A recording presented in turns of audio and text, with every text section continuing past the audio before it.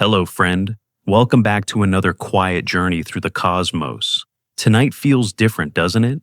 The kind of night where silence has weight, where darkness isn't empty, but full of something we can't quite name. Imagine this a universe so old that every star has died. No sunrises, no glowing nebulae, no light at all. Just cold, dark objects drifting through an endless void, carrying the memory of fire they'll never feel again. These are black dwarfs, the final ghosts of stars, and they don't exist yet, not a single one. But one day they'll be all that's left. Before we drift into this gentle darkness together, if you find comfort in these quiet explorations of the universe, you might like to stay a while. You can gently tap the like button, subscribe, if you'd like more stories told softly. And ring the little bell, not for noise, but so the next quiet night can find you again. Thank you for being here. Now, let's drift. Some nights when you look up at the stars, you're seeing light that left its source before you were born. Photons that traveled through the vacuum for decades, centuries, even just to touch your eyes for a fraction of a second. But what happens when that light stops? When the last photon leaves a star and no new ones follow? When the furnace goes cold and stays cold? Not for years or millennia, but for periods of time. So vast, they make eternity. Feel like a weekend. Scientists call this final state a black dwarf. It's the corpse of a star that has cooled so completely, so absolutely, that it no longer emits any light at all. No glow, no warmth. Just a dense sphere of crystallized carbon and oxygen floating silently in the expanding darkness. Invisible, forgotten, waiting for nothing because there's nothing left to wait for. Here's what makes black dwarfs so hauntingly beautiful. They represent patience on a scale that breaks human comprehension. Our universe is 13. 8 billion years old. That sounds ancient, impossibly old. But to create a single black dwarf, you'd need to wait at least a quadrillion years. That's 1,000 trillion years. Our universe isn't even 1% old enough for the first black dwarf to exist. Think about that for a moment. Every white dwarf we can see through our telescopes, every stellar remnant still glowing faintly in the night sky, is still hot, still radiating, still clinging to the heat it carried from its fusion days. Sirius B, the closest white dwarf to Earth, burns at around 25,000 degrees Celsius. It won't cool to near darkness for trillions of years. And even then, it won't be a black dwarf, not truly, because the universe itself won't be old enough. We're living in a universe of children. Every star you see is young, even the dead ones. The cosmos hasn't had time to grow old yet. Black dwarfs belong to a future so distant that the word future loses meaning. They exist only in the mathematics of thermodynamics, in the patient equations that describe heat death and entropy.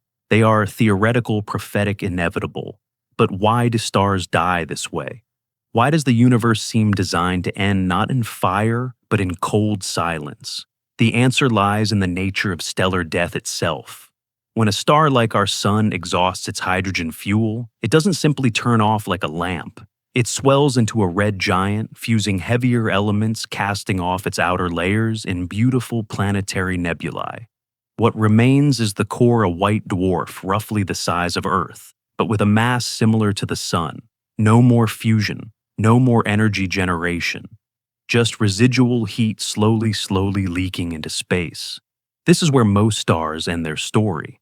Not in supernovas, explosions, or the violent birth of black holes. Those are reserved for the massive stars, the rare giants.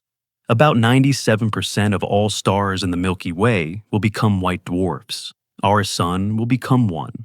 So will Alpha Centauri, Tau Ceti, nearly every star visible to the naked eye. They'll burn, they'll swell, they'll shed their outer shells, and then they'll cool forever.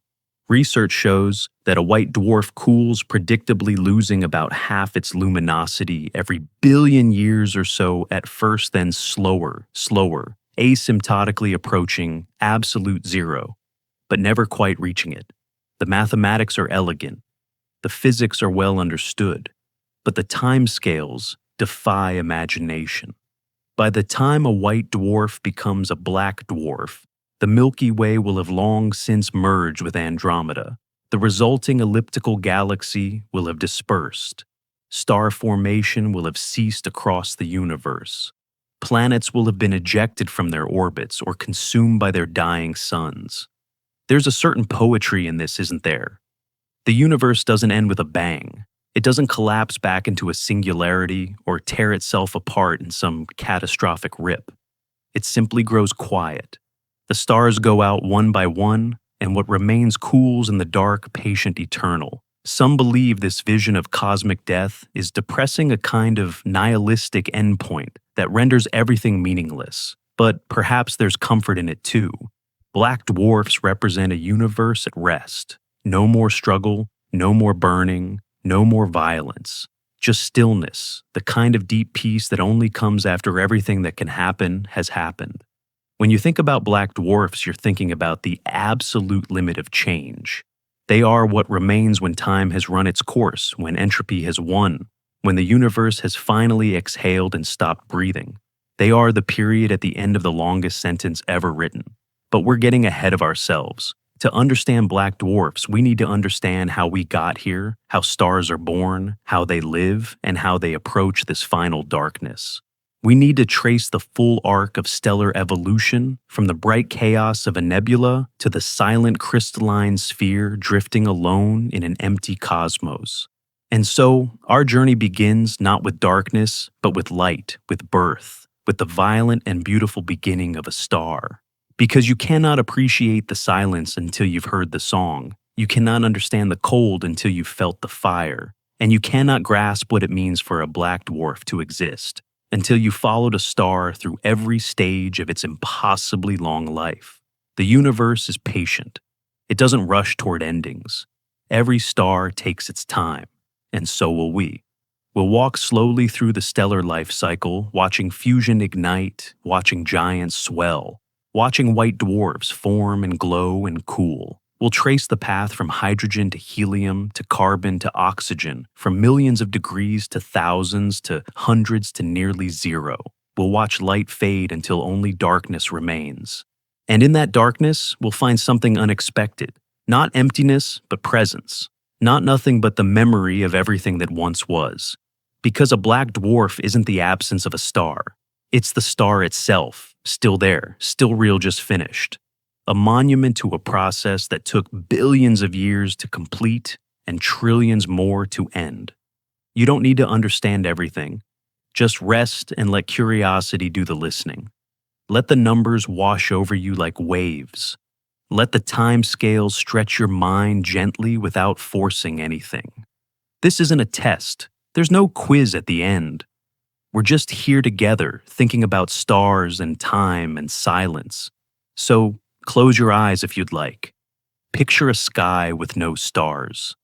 Picture cold spheres of crystal carbon, each one the grave of a sun drifting slowly apart as space itself expands. Picture a universe so old that even memory has faded, where nothing watches and nothing remembers and nothing changes anymore. Picture the last light going out.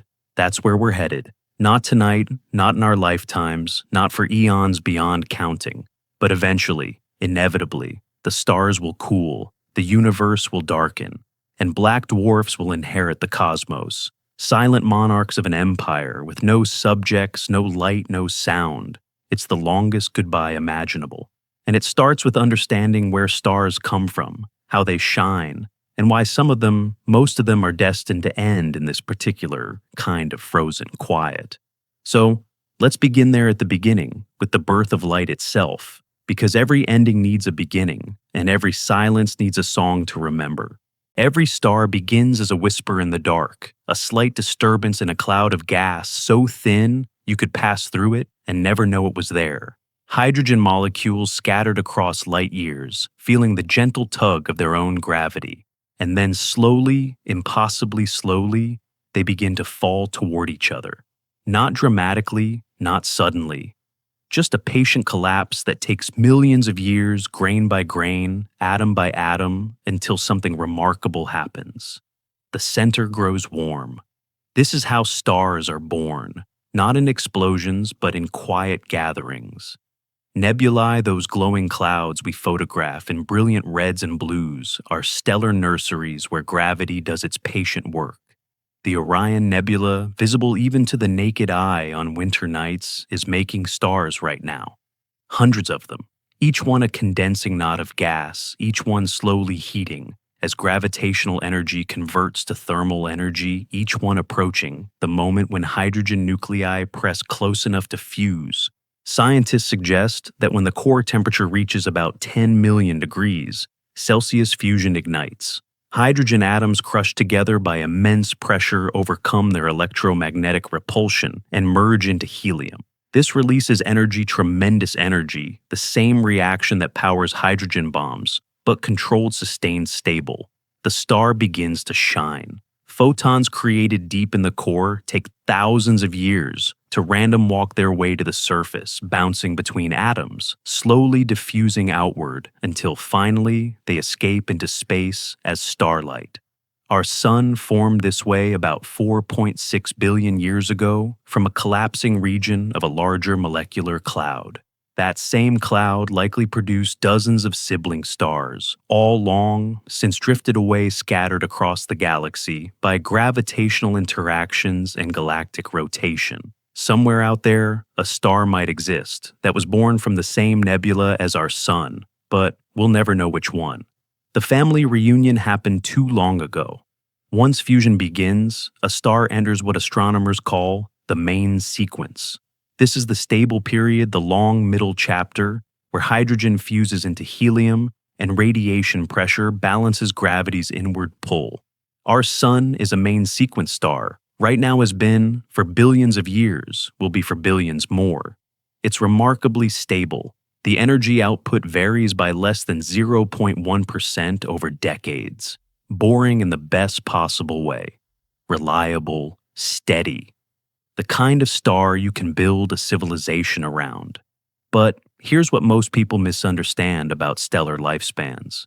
They assume bigger stars live longer, that mass equals longevity. The opposite is true. Massive stars burn through their fuel, frantically living only millions of years before dying in supernova's explosions. Small stars, red dwarfs with perhaps a tenth of the sun's mass, burn so slowly they could theoretically survive for trillions of years. In fact, every red dwarf ever born is still alive. The universe isn't old enough for any of them to have died yet. Our sun sits in the middle, a medium-sized yellow dwarf with a main sequence lifetime of about 10 billion years. We're roughly halfway through.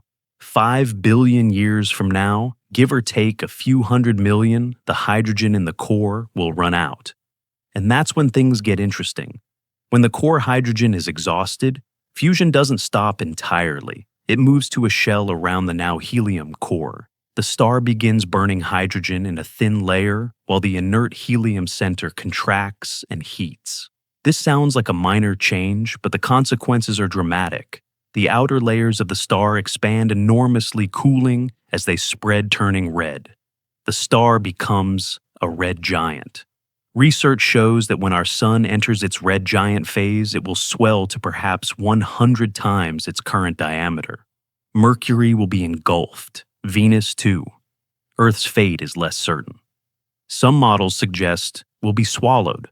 Others suggest the sun will lose enough mass through stellar wind that Earth's orbit will expand just enough to survive scorched and airless, but not consumed.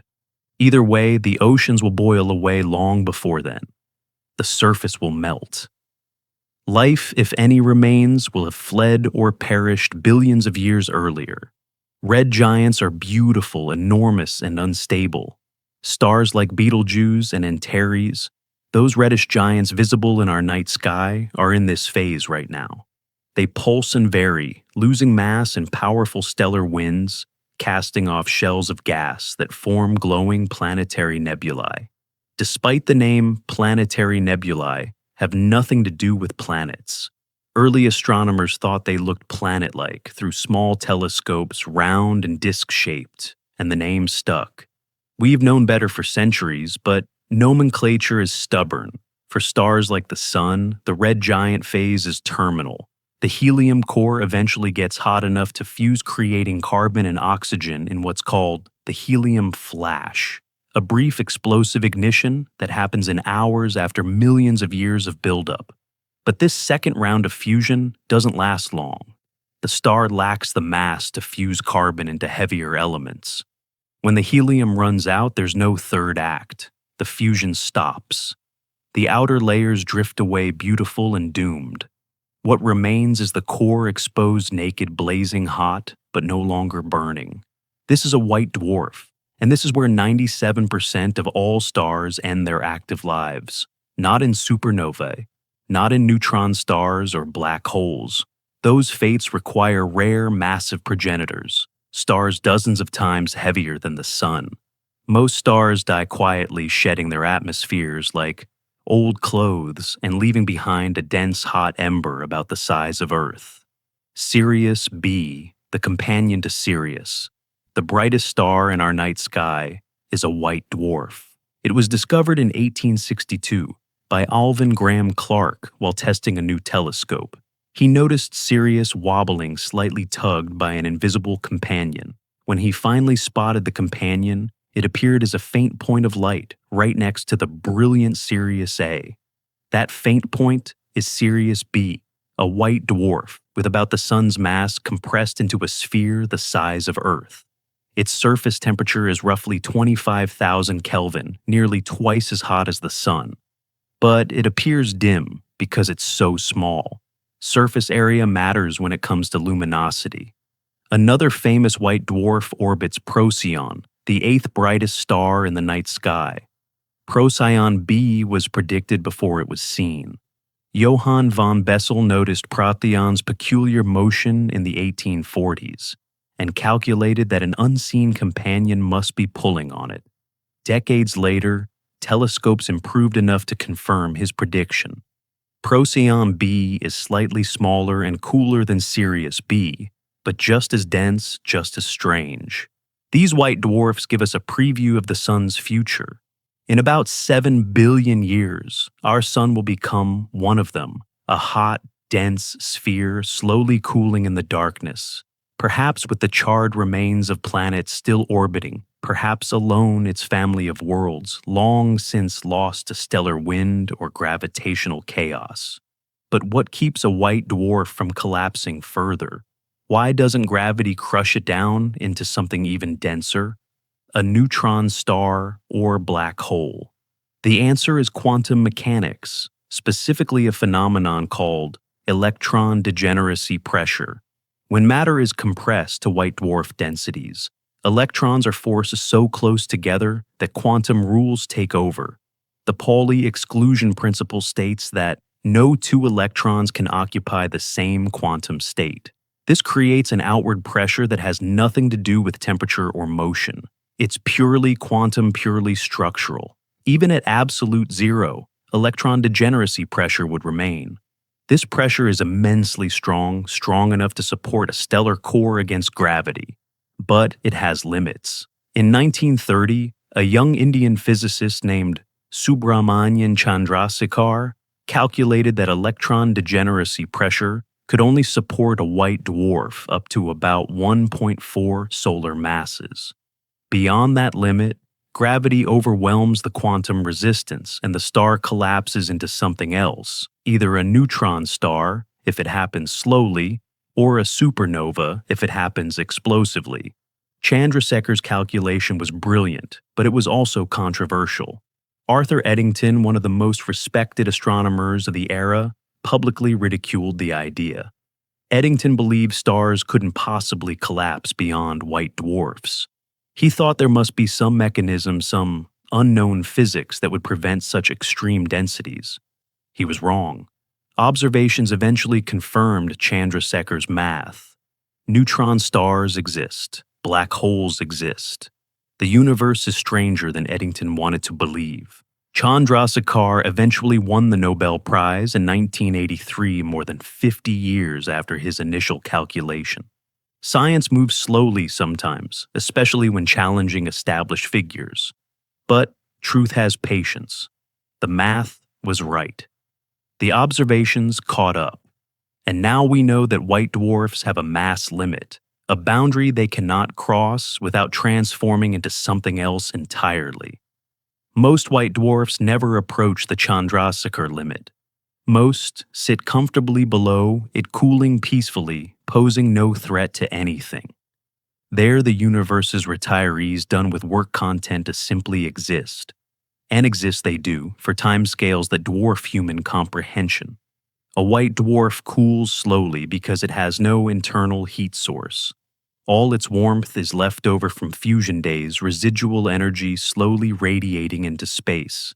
The cooling rate depends on composition and mass, but scientists estimate it takes about 1 billion years for a white dwarf to cool from 100,000 Kelvin to 10,000 Kelvin, then longer still to cool from 10,000 to 1,000.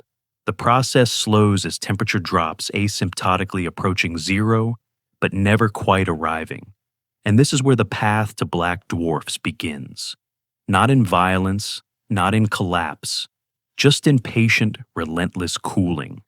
A white dwarf glows, then dims, then glows redder, then darker, then cooler, then fainter, then nearly invisible, then completely dark. The transformation takes quadrillions of years longer than the current age of the universe by factors of thousands. Have you ever wondered what the oldest white dwarfs in the universe look like right now? They're dim, incredibly dim, glowing faintly in infrared, perhaps 3,000 or 4,000 Kelvin, about the temperature of a red dwarf star, but far smaller and fainter. Astronomers have found some of these ancient white dwarfs in globular clusters, stellar populations 10 billion years old or more. Even those ancient remnants are still warm enough to emit light, still too young to be black dwarfs, still clinging to their fading glow. The journey from nebula to black dwarf is the longest story a star can tell. Birth takes a few million years. Life on the main sequence takes billions. The red giant phase lasts a few hundred million. The transition to white dwarf happens in thousands of years. But cooling to true darkness to black dwarf status requires more time than the universe has yet provided.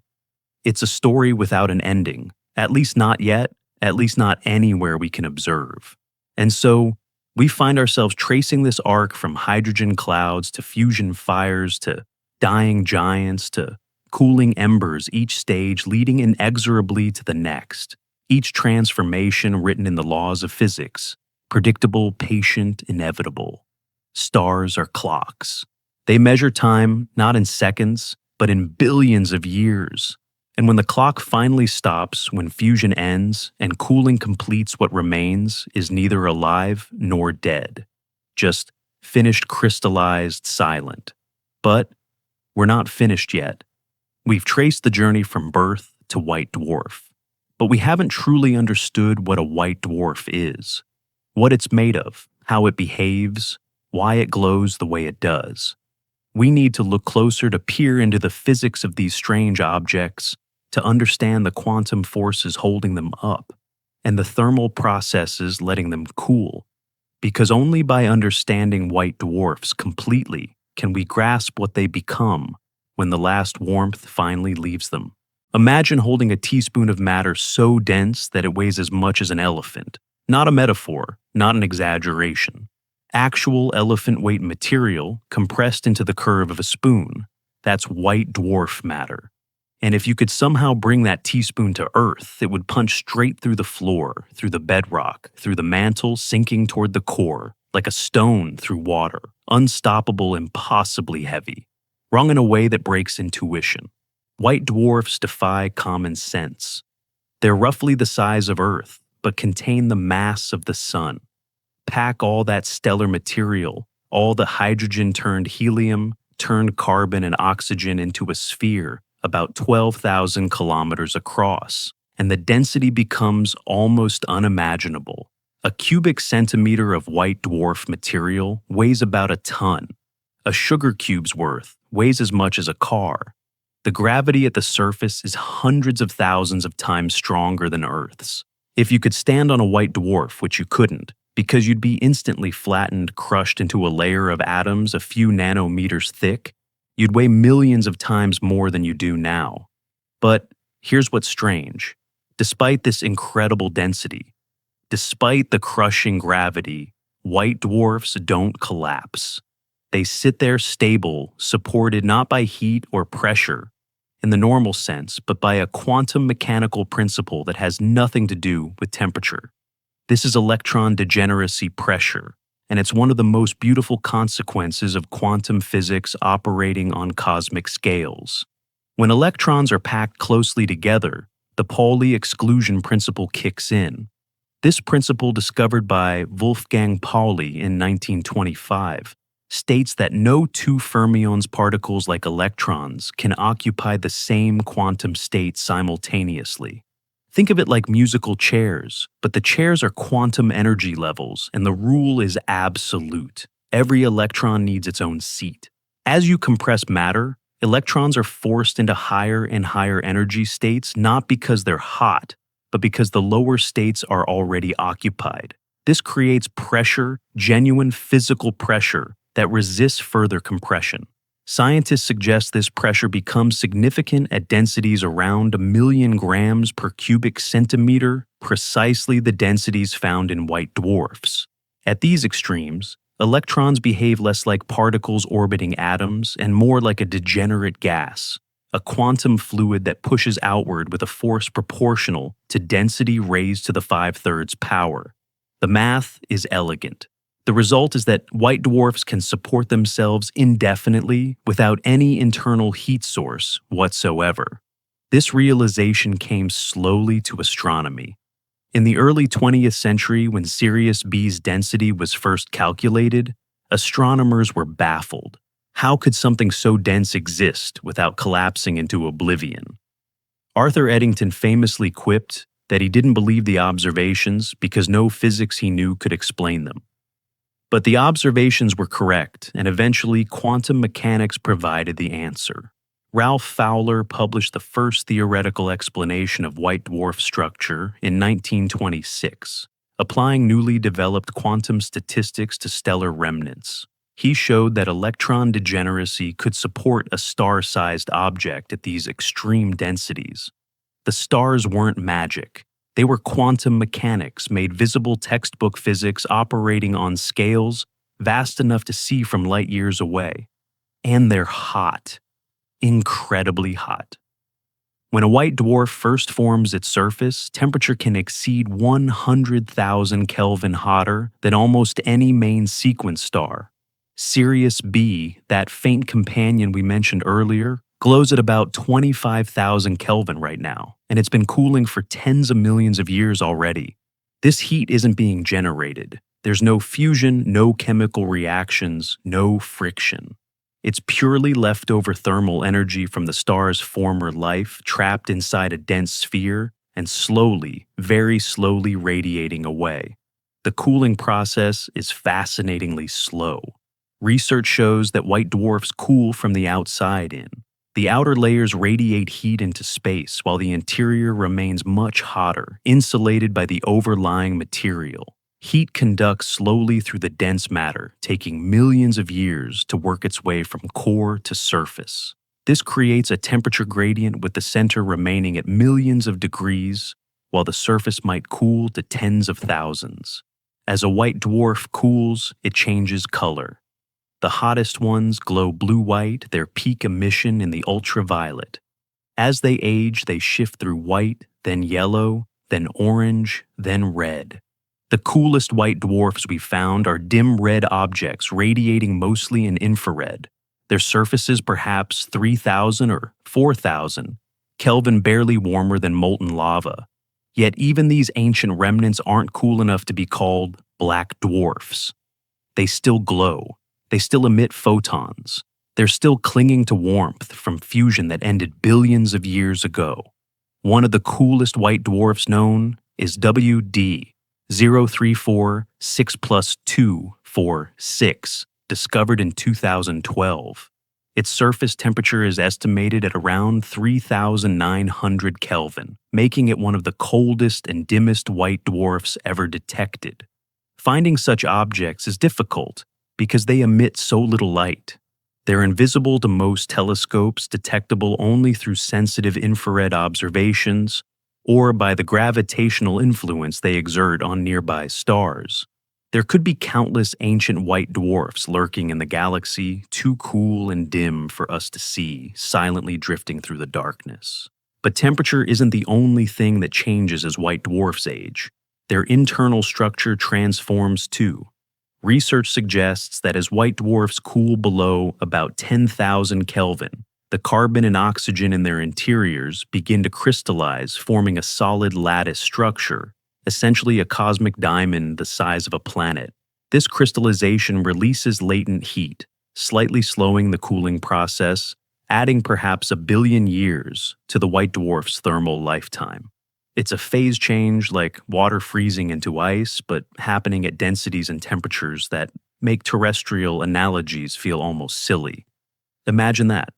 A star's core, once burning at millions of degrees, now solidifying into crystal. The carbon atoms forged in helium fusion, arranging themselves into diamond lattice structures under immense pressure. The oxygen atoms products of that same fusion, crystallizing alongside them. Slowly, over billions of years, the white dwarf transforms from a hot, dense gas into a cold, dense solid, a gem in the dark. This crystallization was predicted theoretically in the 1960s, but only confirmed observationally in 2019, when astronomers analyzed data from the Gaia Space Telescope. They found that certain white dwarfs appeared to cool more slowly than models predicted, a delay consistent with latent heat release during crystallization. The universe, it seems, contains countless trillion-ton diamonds, invisible and forgotten, drifting between the stars. Now, you might wonder what determines a white dwarf's final composition. Why carbon and oxygen and not other elements? The answer lies in the star's original mass. Stars like our Sun, between about 0.5 and 8 solar masses, fuse hydrogen into helium, then helium into carbon and oxygen, but they can't reach the temperatures needed to fuse carbon into heavier elements like neon or magnesium. The fusion stops at carbon and oxygen. That's the core. That's what remains. More massive stars can fuse further. Stars above 8 solar masses can create oxygen, neon, magnesium cores. These still become white dwarfs if they shed enough mass during their red giant phase, but they're rarer and behave slightly differently. Some might even explode as supernovae if they accrete too much material from a companion star and cross the Chandrasekhar limit. Type 1. Supernovae. Those standard candles used to measure cosmic distances are thought to be white dwarfs pushed over the edge, collapsing and detonating in thermonuclear explosions bright enough to outshine entire galaxies. But most white dwarfs never explode. Most simply cool. They sit there, patient, inert, radiating their warmth into the void. And as they cool, they shrink very slightly, not because they're losing mass, but because the pressure supporting them depends on temperature in subtle ways. A cooler white dwarf is a denser white dwarf, just fractionally, but measurably.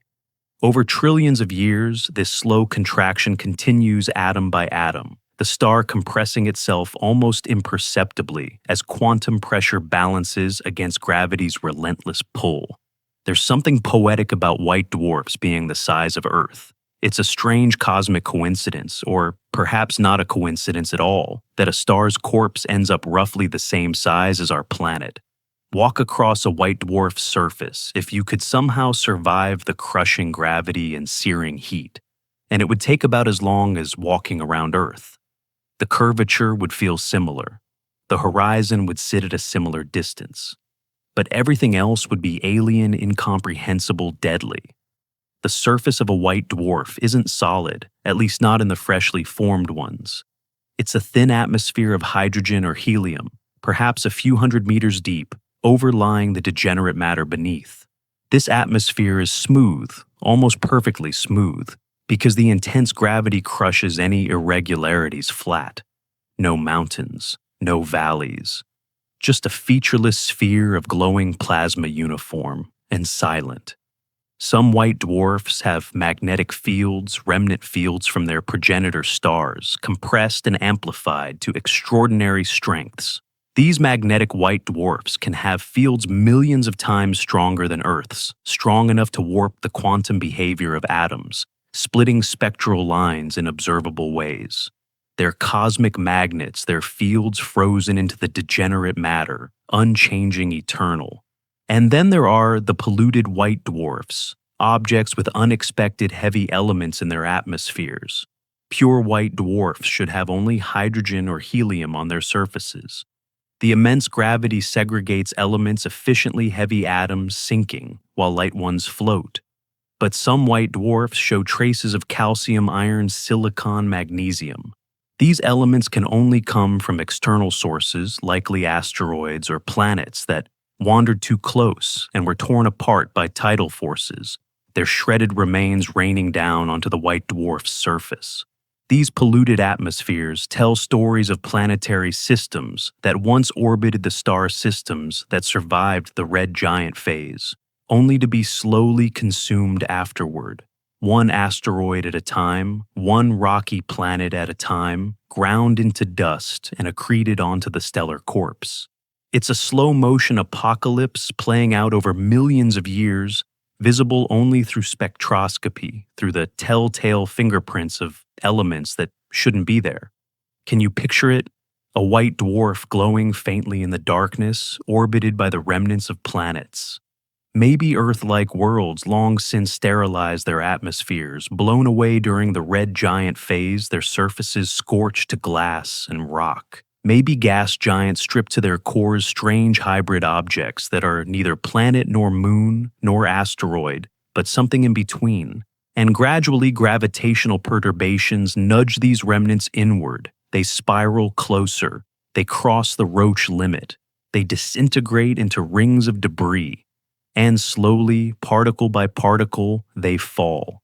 This is what awaits our solar system. In about 7.5 billion years, the sun will become a white dwarf, and whatever remains of its planets will enter this slow dance of decay. Maybe Mercury's vaporized remnants will pollute the white dwarf sun's atmosphere. Maybe chunks of Earth or Mars will rain down centuries later. Maybe Jupiter will survive a distant frozen giant, orbiting a fading point of light, slowly losing moons to gravitational chaos. But even that is temporary. Even planetary systems around white dwarfs don't last forever.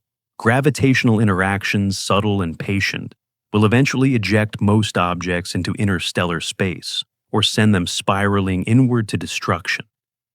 Given enough time, billions of years, tens of billions, a white dwarf will likely find itself alone, orbited by nothing, surrounded by silence. And through all of this, through all the accretion and pollution and orbital decay, the white dwarf continues cooling. The process never stops. The heat radiates outward degree by degree, millennium by millennium, asymptotically approaching zero. The glow fades from blue to white, to yellow, to red, to infrared, to nearly nothing. The surface temperature drops from 100,000 Kelvin to 10,000 to 1,000 to 100, approaching the cosmic microwave background temperature, approaching the ambient chill of intergalactic space.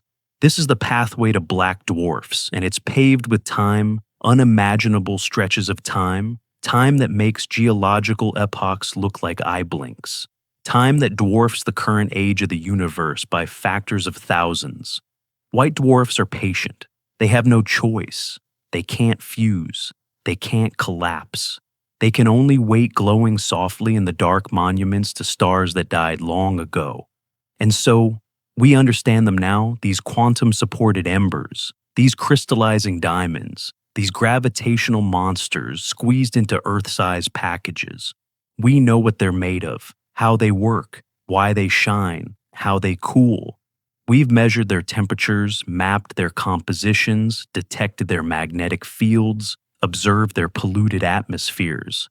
We've turned them into physics problems and solved them mostly with equations that would have seemed like magic to astronomers a century ago. But understanding their physics is one thing. Understanding their journey through time, The vast unfolding of their cooling, the transition from glowing ember to invisible ghost, that requires us to think on time scales that break human intuition. We need to leave behind millions and billions and venture into trillions, quadrillions, numbers so large they stop meaning anything, except vastly longer than everything that's happened so far. And that's where the real story begins, in the deep time ahead, in the cooling universe, in the patient approach of ultimate darkness. There's a number that feels impossible to grasp. 1 quadrillion. That's a 1 followed by 15 zeros. 1,000 trillion. 1,000,000 billion. If you counted one number per second, it would take you over 31 million years just to reach 1 trillion. To reach 1 quadrillion would require 31 billion years, more than twice the current age of the entire universe. And that's just counting. Now, imagine waiting that long. Imagine a white dwarf glowing softly in the darkness, cooling degree by degree, waiting not 1 quadrillion seconds, but 1 quadrillion years before it finally goes dark. Time on this scale doesn't just break intuition, it dissolves meaning entirely. Our brains evolved to track days and seasons, maybe decades if we're lucky. 100 years feels like a long time. 1,000 years is ancient history. 1,000,000 years is geological. 1,000,000,000 years is cosmological. But a quadrillion. There's no reference point, no analogy that works, nothing in human experience that maps onto spans this vast. And yet, this is how long it takes for a white dwarf to become a black dwarf. This is the cooling time. This is the wait. The universe is currently 13.8 billion years old. That sounds ancient, and it is by any standard we normally apply. All of human civilization fits into the last 10,000 years. Of that span, a blink barely visible on cosmic timelines. The dinosaurs lived and died in the last few 100 million years. Earth itself formed about 4.5 billion years ago. The oldest stars in the Milky Way are perhaps 13 billion years old, nearly as old as the universe itself. Everything we can observe, every star, every galaxy, every bit of structure and history, all of it happened in these 13.8 billion years. But to create a black dwarf, you need roughly 100,000 times that, maybe more. The exact number depends on the white dwarf's mass and composition, but estimates generally fall between 10 to the power of 15 and 10 to the power of 16 years. That's 1 to 10 quadrillion years. The universe hasn't even lived 1% of the time required. It's an infant cosmologically speaking, barely out of the womb, just beginning its long, slow journey toward cold and darkness. Scientists suggest that white dwarfs cool according to well-understood physics primarily through photon radiation. They emit light, mostly infrared, as they age, and each photon carries away a tiny bit of energy. Over millions of years, this adds up. Over billions of years, it transforms the white dwarf from blazing hot to merely warm. Over trillions of years, it brings the temperature down to levels where the star becomes nearly invisible, radiating primarily in the far infrared, or even radio wavelengths. The cooling isn't linear. It slows as temperature drops, following a power law that makes the later stages take exponentially longer than the early ones. A white dwarf might cool from 100,000 Kelvin to 50,000 Kelvin in just a few 100 million years. Cooling from 50,000 to 25,000 might take a billion years. From 25,000 to 12,500, several billion more. From 10,000 to 5,000, tens of billions. From 1,000 to 500, hundreds of billions. The curve flattens asymptotically approaching zero, but never quite reaching it, at least not in any finite time. This asymptotic behavior is crucial. It means that, strictly speaking, a white dwarf never fully cools. It just gets closer and closer to absolute zero, the temperature approaching, but never quite touching the baseline temperature of the universe itself. Currently, that baseline is the cosmic microwave background radiation, sitting at about 2.7 Kelvin. As the universe expands, even that background temperature drops, cooling towards zero, as space dilutes the leftover heat from the Big Bang. Research shows that in a few trillion years, the cosmic microwave background will have cooled to perhaps 1 Kelvin. In 10 trillion years, maybe a tenth of a Kelvin. Eventually, in timescales that make even quadrillions seem brief, the background temperature will approach zero, and the universe will become a genuinely cold place. No ambient radiation, no residual warmth, just the faint quantum fluctuations of empty space.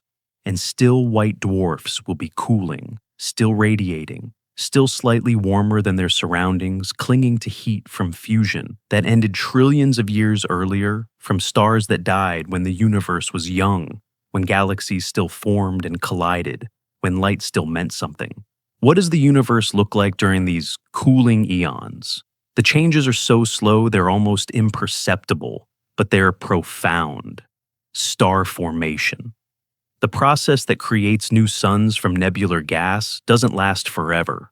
It requires hydrogen, and hydrogen gets locked up in stars, burned into helium, carbon, oxygen, heavier elements. Some of it gets recycled when massive stars explode, as supernovae enriching the interstellar medium with fresh material, but most of it becomes trapped in stellar remnants in white dwarfs and neutron stars and black holes. Estimates suggest that star formation in the Milky Way will continue for perhaps another trillion years, maybe a bit more if you include the smallest, slowest burning red dwarfs. But eventually the gas runs out, the nebulae dissipate, the nurseries go quiet, and no new stars are born. The galaxy grows dimmer, populated only by aging red dwarfs, cooling white dwarfs, and the occasional supernova from binary systems, where white dwarfs accrete matter and explode. By about 1 trillion years from now, most of the stars we see today will be gone. The sun will have become a white dwarf billions of years earlier. The bright blue giants will have exploded or collapsed long ago. Even the red dwarfs, those patient slow burners, will start to run out of fuel. The galaxy will be dominated by stellar remnants, by white dwarfs and neutron stars, and black holes with perhaps a few lingering red dwarfs still glowing faintly, the last embers of the age of stars. And through all of this, white dwarfs continue their patient cooling. They don't notice the changes around them. They don't care that star formation has ceased, or that galaxies have merged, or that the universe has expanded beyond recognition. They just radiate slowly, steadily cooling in the dark. There's a concept in thermodynamics called heat death, the idea that the universe will eventually reach a state of maximum entropy, where all energy gradients have been smoothed out, where no work can be done, where nothing changes anymore. This doesn't mean the universe explodes or collapses. It just means it reaches thermal equilibrium, everything at the same temperature, no hotter or cooler regions, no flow of energy, no structure, no life, no activity. Just uniform, unchanging stillness. White dwarfs cooling toward black dwarf status are a step along this path. Every photon they emit carries energy away from concentrated sources and spreads it into the vastness of space, diluting it, making it less useful, increasing entropy. The universe doesn't lose energy that would violate conservation laws, but it loses structure, loses the ability to do interesting things, loses the gradients that make stars shine and planets orbit and life metabolize. Heat death isn't a moment. It's a process, a gradual unwinding that takes incomprehensible spans of time, and cooling white dwarfs are among the last things to contribute to it. Long after stars have stopped forming, long after galaxies have evaporated, long after most black holes have radiated away through Hawking radiation, white dwarfs will still be there, still cooling, still emitting the occasional infrared photon, still clinging to warmth. But here's where it gets truly strange.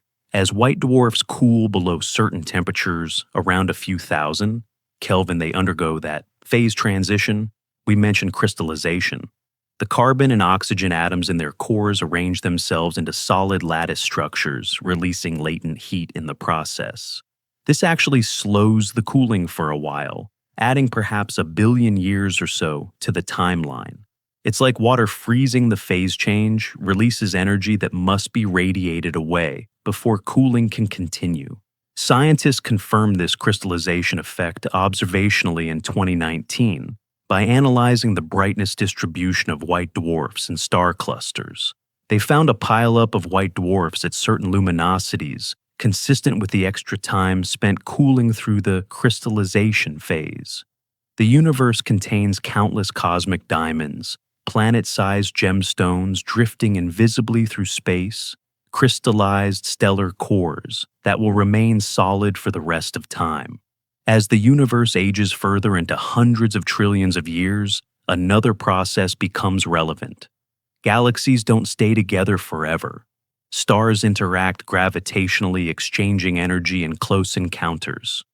Over vast timescales, these interactions gradually eject stars from galaxies, flinging them into intergalactic space. Research suggests that after about 10 to the power of 19 years, most galaxies will have evaporated, their stars scattered across the expanding universe, isolated and alone. White dwarfs participate in this evaporation. They're stars too, or were, and gravity doesn't care about semantics. A white dwarf can be ejected just as easily as a red dwarf or a neutron star. And once it's in intergalactic space, it's truly alone, separated from other objects by distances so vast that light from the nearest neighbor might take millions or billions of years to arrive, and by then both objects have moved, carried apart by cosmic expansion. Imagine a white dwarf cooling in absolute isolation. No nearby stars, no galaxies visible, because they have all redshifted beyond detectability. No light except its own faint glow and the dim whisper of the cosmic microwave background. This is the destiny of most white dwarfs, not to be consumed or destroyed, but to be exiled, cast out into the expanding void, cooling alone in darkness that has no end. And they keep cooling. Even in isolation, even with no one to observe them, the physics continues. Photons escape. Energy radiates away. Temperature drops. The process doesn't need an audience. It's not a performance. It's just thermodynamics, patient and relentless, playing out across timescales that make eternity feel rushed. There's a question worth asking. What's the coldest possible white dwarf in our current universe? The universe is 13.8 billion years old, so white dwarfs have had at most that long to cool, and realistically less since they need to form from stars that lived and died first. The oldest white dwarfs we've detected are perhaps 10 or 11 billion years old, and they've cooled to around 3,000 to 4,000 Kelvin dim red objects barely glowing in infrared. These ancient white dwarfs are difficult to find. They emit almost no visible light, hiding in the darkness between brighter stars. Astronomers discover them mostly through infrared surveys or by detecting their gravitational influence on nearby objects. There could be many more we haven't found yet. Cold, dim remnants lurking unseen in the galactic halo, too faint for current instruments to detect. But even the coldest white dwarf we know is still blazingly hot compared to where black dwarfs will eventually end up. 3,000 Kelvin is hot enough to glow dull red, hot enough to emit black body radiation, hot enough to be warmer than the surface of some M-dwarf stars. Black dwarfs will be colder than liquid nitrogen, colder than liquid hydrogen approaching the few Kelvin of the cosmic microwave background, and eventually colder still as the universe itself cools. Have you ever tried to picture something cooling for a trillion years? It's almost meditative in a way. The same object unchanging in mass or composition, just slowly, incrementally, asymptotically losing heat. No drama, no events. Just the quiet hum of thermodynamics, the gentle radiation of photons into an ever-darkening cosmos. It's the slowest death imaginable, and it's not even really death, just transformation, just the slow conversion of one state to another. And here's the part that breaks minds. After all this cooling, after quadrillion-year time scales, after the white dwarf has finally become a black dwarf, cold and dark and invisible, it's still there. It still exists. It's still a sphere of degenerate matter, still held up by electron degeneracy pressure, still containing a solar mass worth of material. Nothing has destroyed it. Nothing has consumed it. It's just changed temperature. That's all. From 100,000 Kelvin to near zero, but otherwise identical, the same atoms, the same structure, the same quantum pressure keeping it from collapsing. Black dwarfs aren't exotic. They're not mysterious. They're just cold white dwarfs. That's the entire definition. And yet, they don't exist not yet, not anywhere in the observable universe because not enough time has passed. We live in an era where stellar remnants are still warm, where the universe still remembers its fiery youth, where heat lingers like a fading echo. But the echo is fading. With every passing second, white dwarfs grow slightly cooler. With every passing year, their glow dims a fraction. With every passing millennium, they creep closer to invisibility. It's happening right now all around us in every direction. Countless white dwarfs radiating their ancient heat into the void, patient participants in the universe's long march toward equilibrium. And so, we find ourselves contemplating time scales that make a human lifespan seem like a flash of lightning, that make the age of the Earth seem like a brief afternoon, that make even the current age of the universe seem like the opening chapter of an infinitely long book. We're trying to understand what it means to cool for quadrillions of years, to wait so long that waiting itself loses meaning to exist, in a universe so old that almost everything interesting has already happened and won't happen again. But we're not done yet. Cooling is only part of the story. Because once white dwarfs become black dwarfs, once they've reached thermal equilibrium with the cosmos, what then? Do they just sit there forever, unchanging eternal monuments to stars that died eons ago? Or does something else happen? Something even slower, even stranger, even more patient than cooling? The answer takes us deeper into the far future, into physics at the edge of theory, into processes so gradual they make stellar cooling look hurried. Picture absolute darkness. Not the darkness of a moonless night, where your eyes might adjust and find shapes in shadow. Not the darkness of a cave where a distant opening still hints at light. True darkness, complete darkness. The darkness of a universe so old that every source of light has gone out, where even the cosmic microwave background has cooled to nearly nothing, where photons are so rare that you might wait millions of years between encounters. In this darkness, invisible and silent drift, the black dwarf stellar corpses so cold they no longer emit any radiation. We could detect monuments to stars that burned when the universe was young, when galaxies still collided, when light still mattered. Black dwarfs are ghosts, not metaphorically, literally.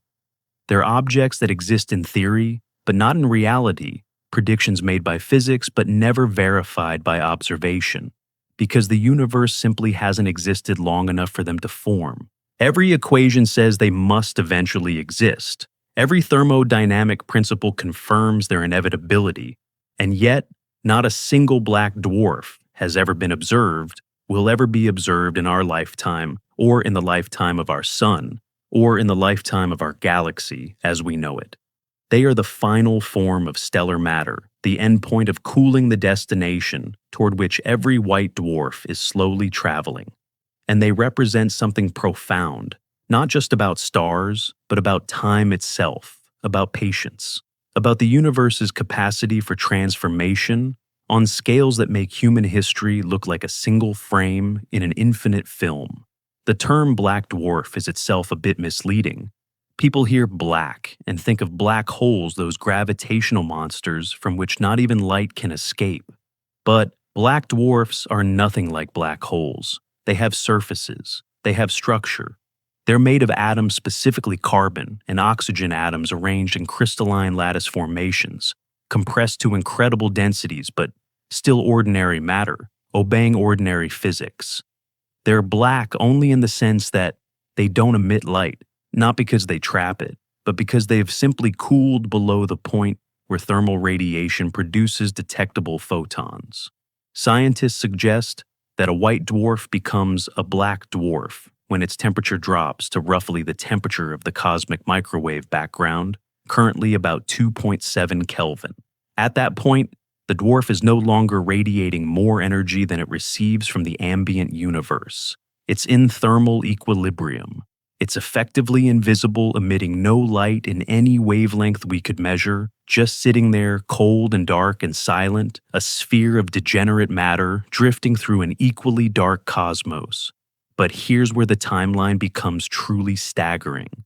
Research shows that for a typical white dwarf to cool from its initial temperature of perhaps 100,000 Kelvin down to just a few Kelvin requires approximately 10 to the power of 15 years. That's 1 quadrillion years. To put that in perspective, if the current age of the universe, 13.8 billion years, was compressed into a single second, then 1 quadrillion years would be equivalent to more than 2 years. The universe would need to age for 2 full years in this compressed timescale before the first black dwarf could form. And even that might be conservative. Some models suggest it could take 10 to the power of 16 years or longer, depending on the mass and composition of the white dwarf. Heavier white dwarfs might cool slightly faster due to their smaller surface area relative to mass. Lighter ones might take longer. But regardless of the exact number, we're talking about time scales that exceed the current age of the universe by factors of roughly 70,000 to 700,000. Let that settle for a moment. The universe needs to age 70,000 times longer than it already has before black dwarfs begin to appear. Every star that currently exists will have long since died. Every galaxy will have dispersed. Every structure we can observe tonight will have dissolved into isolated remnants scattered across an expanding void. And only then, in that unimaginably distant future, will the first white dwarf finally cool enough to be called black. This is why black dwarfs are theoretical. We can't observe them because they don't exist yet. We can't study their properties directly because there are no examples to study. Everything we know about them comes from extrapolating the physics of white dwarfs forward in time, from calculating cooling rates and thermal radiation and quantum behaviors across time scales that would have seemed absurd to early astronomers. The concept of black dwarfs emerged gradually as physicists understood white dwarf cooling better. In the 1960s and 70s, as computational models of stellar evolution became more sophisticated, researchers realized that white dwarfs would continue cooling indefinitely, eventually reaching temperatures comparable to their surroundings. The question was never whether black dwarfs would form, but when and what that when implied about the ultimate fate of the universe. It's worth noting what black dwarfs are not, because confusion is common. Black dwarfs are not brown dwarfs. Brown dwarfs are failed stars, objects too small to sustain hydrogen fusion, typically less than 8% of the sun's mass. They're dim and cool, but they're not stellar remnants. They never burned as stars in the first place. Black dwarfs, by contrast, are the end products of stellar evolution, the cooled corpses of sun-like stars that fused hydrogen for billions of years before dying. Black dwarfs are also not dark matter. Dark matter is something else entirely likely. Exotic particles that don't interact electromagnetically matter. We detect only through gravitational effects. Black dwarfs are ordinary baryonic matter, made of protons, neutrons, and electrons just arranged in extremely dense configurations and cooled to near absolute zero. They contribute to the universe's matter budget, but they're not the mysterious dark matter that outweighs visible matter by factors of 5 or 6. And crucially, black dwarfs are not the end of the story. They're not eternal, unchanging objects that persist forever once formed. Physics suggests that even black dwarfs might eventually decay or transform through processes so slow they make cooling look instantaneous. But we're getting ahead of ourselves. For now, let's stay with the black dwarf itself, this cold, dark sphere drifting through the void. What would a black dwarf look like if you could somehow observe one? The answer is nothing. You wouldn't see it. It emits no light. It's colder than the space around it, or at best the same temperature. If you floated nearby, you wouldn't feel warmth radiating from it. You wouldn't see a silhouette against background stars, because in the era when black dwarfs exist, there are no background stars. Everything has gone dark. You might detect it gravitationally if you got close enough.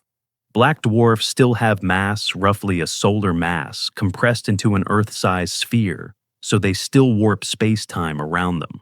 If you had sensitive instruments, you might notice the gravitational pull, the way nearby objects curve in their orbits, the subtle lensing of any stray photons that happen to pass by. But you wouldn't see the black dwarf itself, not without active illumination. And in a universe old enough to contain black dwarfs, there's nothing left to illuminate anything. The surface of a black dwarf would be solid crystallized carbon and oxygen compressed to densities where a cubic centimeter weighs a ton. If you could somehow stand on it, which you couldn't, because the gravity would crush you instantly, you'd find it utterly smooth, featureless, devoid of any geography or structure. The intense gravity prevents mountains or valleys from forming. Any irregularity would be crushed flat on geological timescales, which for a black dwarf means very quickly indeed.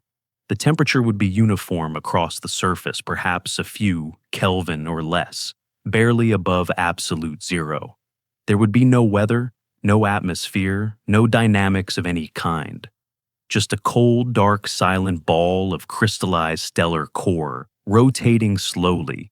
If it has any residual angular momentum from its white dwarf days, or perhaps not rotating at all if friction with the interstellar medium has gradually slowed its spin over trillions of years.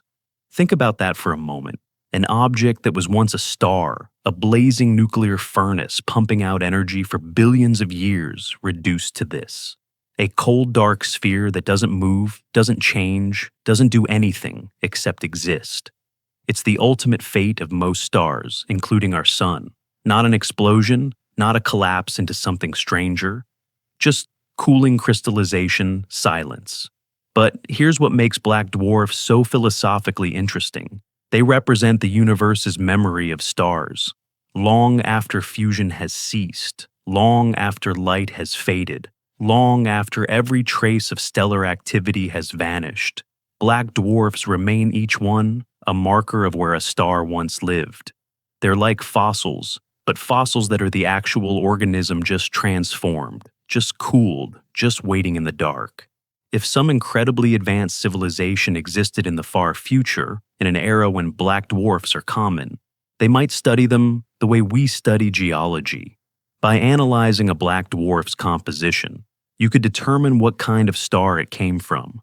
A carbon-oxygen black dwarf means it was once a star between roughly 0.5 and 8 solar masses. An oxygen-neon-magnesium black dwarf suggests a more massive progenitor. The ratio of carbon to oxygen might tell you how much helium burning occurred before the star died. Scientists have even speculated about whether black dwarfs could briefly warm themselves through internal processes. If a black dwarf accretes material, perhaps from interstellar gas, or a passing object, that material would compress and heat as it falls onto the surface. The accretion might release enough energy to temporarily raise the black dwarf's temperature, making it glow again, a zombie star, flickering briefly before fading back into darkness. But, in a universe old enough for black dwarfs to exist, there's likely very little material left to accrete, and these flare-ups would be rare, brief, and faint.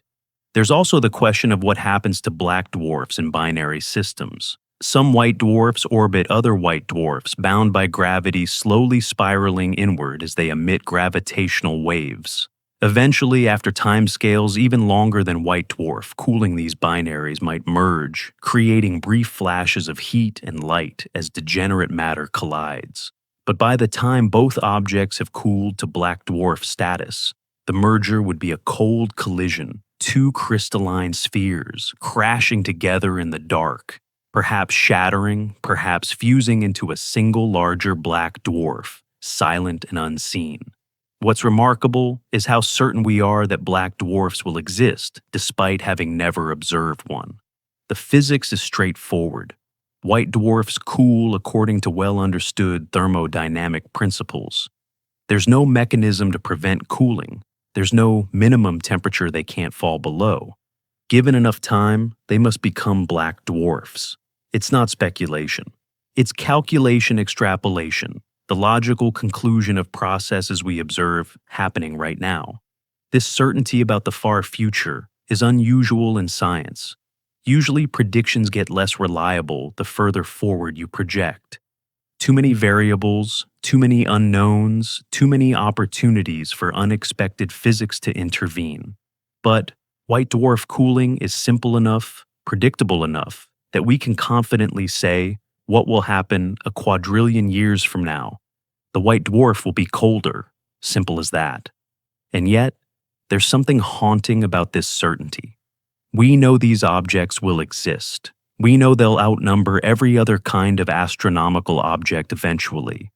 We know they'll inherit the universe drifting alone in the expanding darkness, cold monuments to an age of light and warmth that ended incomprehensibly long ago. And we know we'll never see them, never study them directly, never confirm with observation what we've calculated with mathematics. They exist only in the future, only in theory, only in the equations we've written to describe thermodynamics and stellar evolution. They are predictions given form, ghosts not of the past, but of the future, waiting in a tomorrow so distant that calling it tomorrow feels absurd. Can you imagine being a black dwarf, if such a thing could imagine?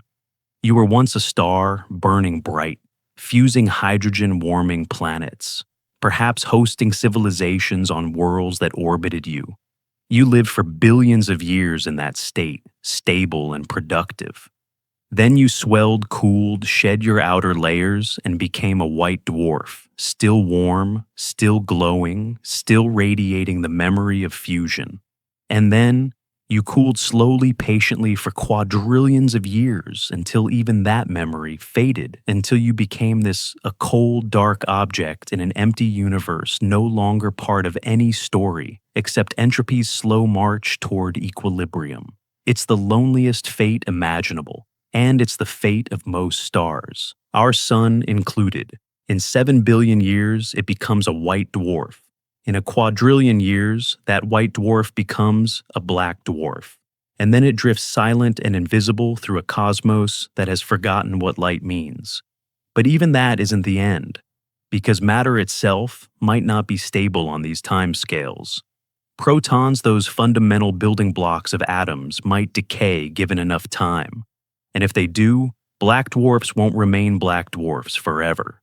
They'll become something else, something even stranger, or perhaps they will simply cease to exist, dissolving into radiation over time scales so vast they make quadrillions look brief. And that's where we drift next into physics at the very edge of theory, into processes so slow that even the patient cooling of white dwarfs seems hurried by comparison. What if atoms aren't forever? What if the protons that make up everything you've ever touched, every breath you've taken, every star in the sky, every black dwarf drifting in the far future? What if those protons eventually just fall apart? Not through some violent process, not through collision or fusion, just spontaneously, quietly, one proton at a time, decaying into lighter particles and radiation until nothing solid remains. This is proton decay, one of the strangest and most unsettling predictions in theoretical physics. And if it's real, it means that even black dwarfs, those patient monuments to stellar death, won't last forever. Protons seem permanent. They're stable, as far as we can tell. You're made of them. The Earth is made of them. They've existed since the first minutes after the Big Bang, roughly 13.8 billion years. And during all that time, we've never observed a single proton decay. Not one. Every experiment designed to catch proton decay has come up empty, and yet some of the most elegant theories in physics suggest they must decay eventually, given enough time, enough patience, enough willingness to wait for time scales that make stellar cooling look instantaneous. The idea that protons might decay comes from grand unified theories, attempts to unify the electromagnetic weak and strong nuclear forces into a single framework. These theories are mathematically beautiful. They explain patterns in particle physics that otherwise seem arbitrary, but they also predict that protons should be unstable with lifetimes around 10 to the power of 34 years or longer. That's a 1 followed by 34 zeros, a number so large it doesn't have a common name, a span of time that makes quadrillions seem like heartbeats. To put this in perspective, the universe is currently about 10 to the power of 10 years old, 10 billion years. Proton decay. If it happens, occurs on timescales 10 trillion times longer than that. If you watched a proton continuously for the entire current age of the universe, the chance of seeing it decay would be essentially zero, infinitesimally small, lost in the noise of quantum fluctuations and random chance. But scientists don't watch single protons. They watch trillions upon trillions of them, hoping that in a large enough sample, statistical probability might catch a decay event. The Super Kamiokande detector in Japan, for instance, contains 50,000 tons of ultra-pure water surrounded by thousands of sensitive light detectors. That water contains roughly 10 to the power of 34 protons, enough that if the proton lifetime is around 10 to the power of 34 years, you might see one decay per year on average. The detector has been running since 1996, nearly 3 decades, and it has never detected proton decay, not once. This has allowed physicists to set a lower limit on the proton lifetime, currently around 10 to the power of 34 years for certain decay modes, but it hasn't proven that protons are stable forever. It's just shown that if they decay, they do so more slowly than some theories predicted. Research shows that the longer protons are observed without decaying, the stricter the constraints become on theories that predict decay. Some grand unified theories have been ruled out entirely because they predicted proton lifetimes too short to match observations. Others remain viable, predicting lifetimes of 10 to the power of 35 or 10 to the power of 36 years, safely beyond what current experiments can test. This is the frustrating beauty of proton decay. It's testable in principle, but incredibly difficult in practice. You need enormous detectors, ultra-pure materials, shielding from cosmic rays and background radiation, and patience, decades of continuous observation, just to say that if protons decay, they do so slower than a certain rate. And yet, the question matters profoundly, especially for black dwarfs. Because black dwarfs are made of protons, carbon and oxygen nuclei, each containing protons and neutrons compressed into crystalline lattices. If protons are stable, black dwarfs persist, indefinitely cold, dark spheres drifting through eternity. But if protons decay, black dwarfs will eventually dissolve atom by atom, nucleus by nucleus, until nothing remains but radiation, and perhaps some exotic particles that themselves might decay further. Imagine a black dwarf in the far future, long after it's cooled to near absolute zero, drifting alone in a universe that has forgotten what stars were. And then randomly, unpredictably, one of its protons decays, splitting into a positron and a neutral pion, which immediately decays into gamma rays.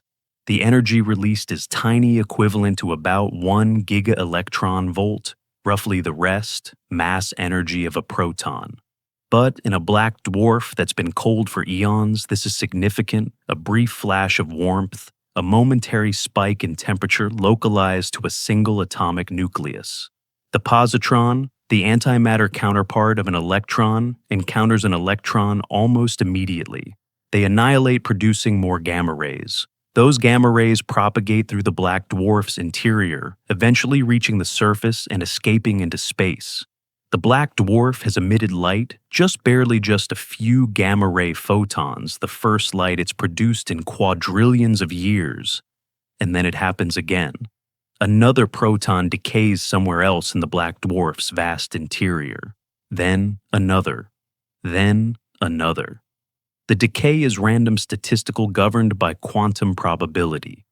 Each proton has a tiny chance of decaying in any given year, but with 10 to the power of 57 protons, in a typical black dwarf, even tiny probabilities add up.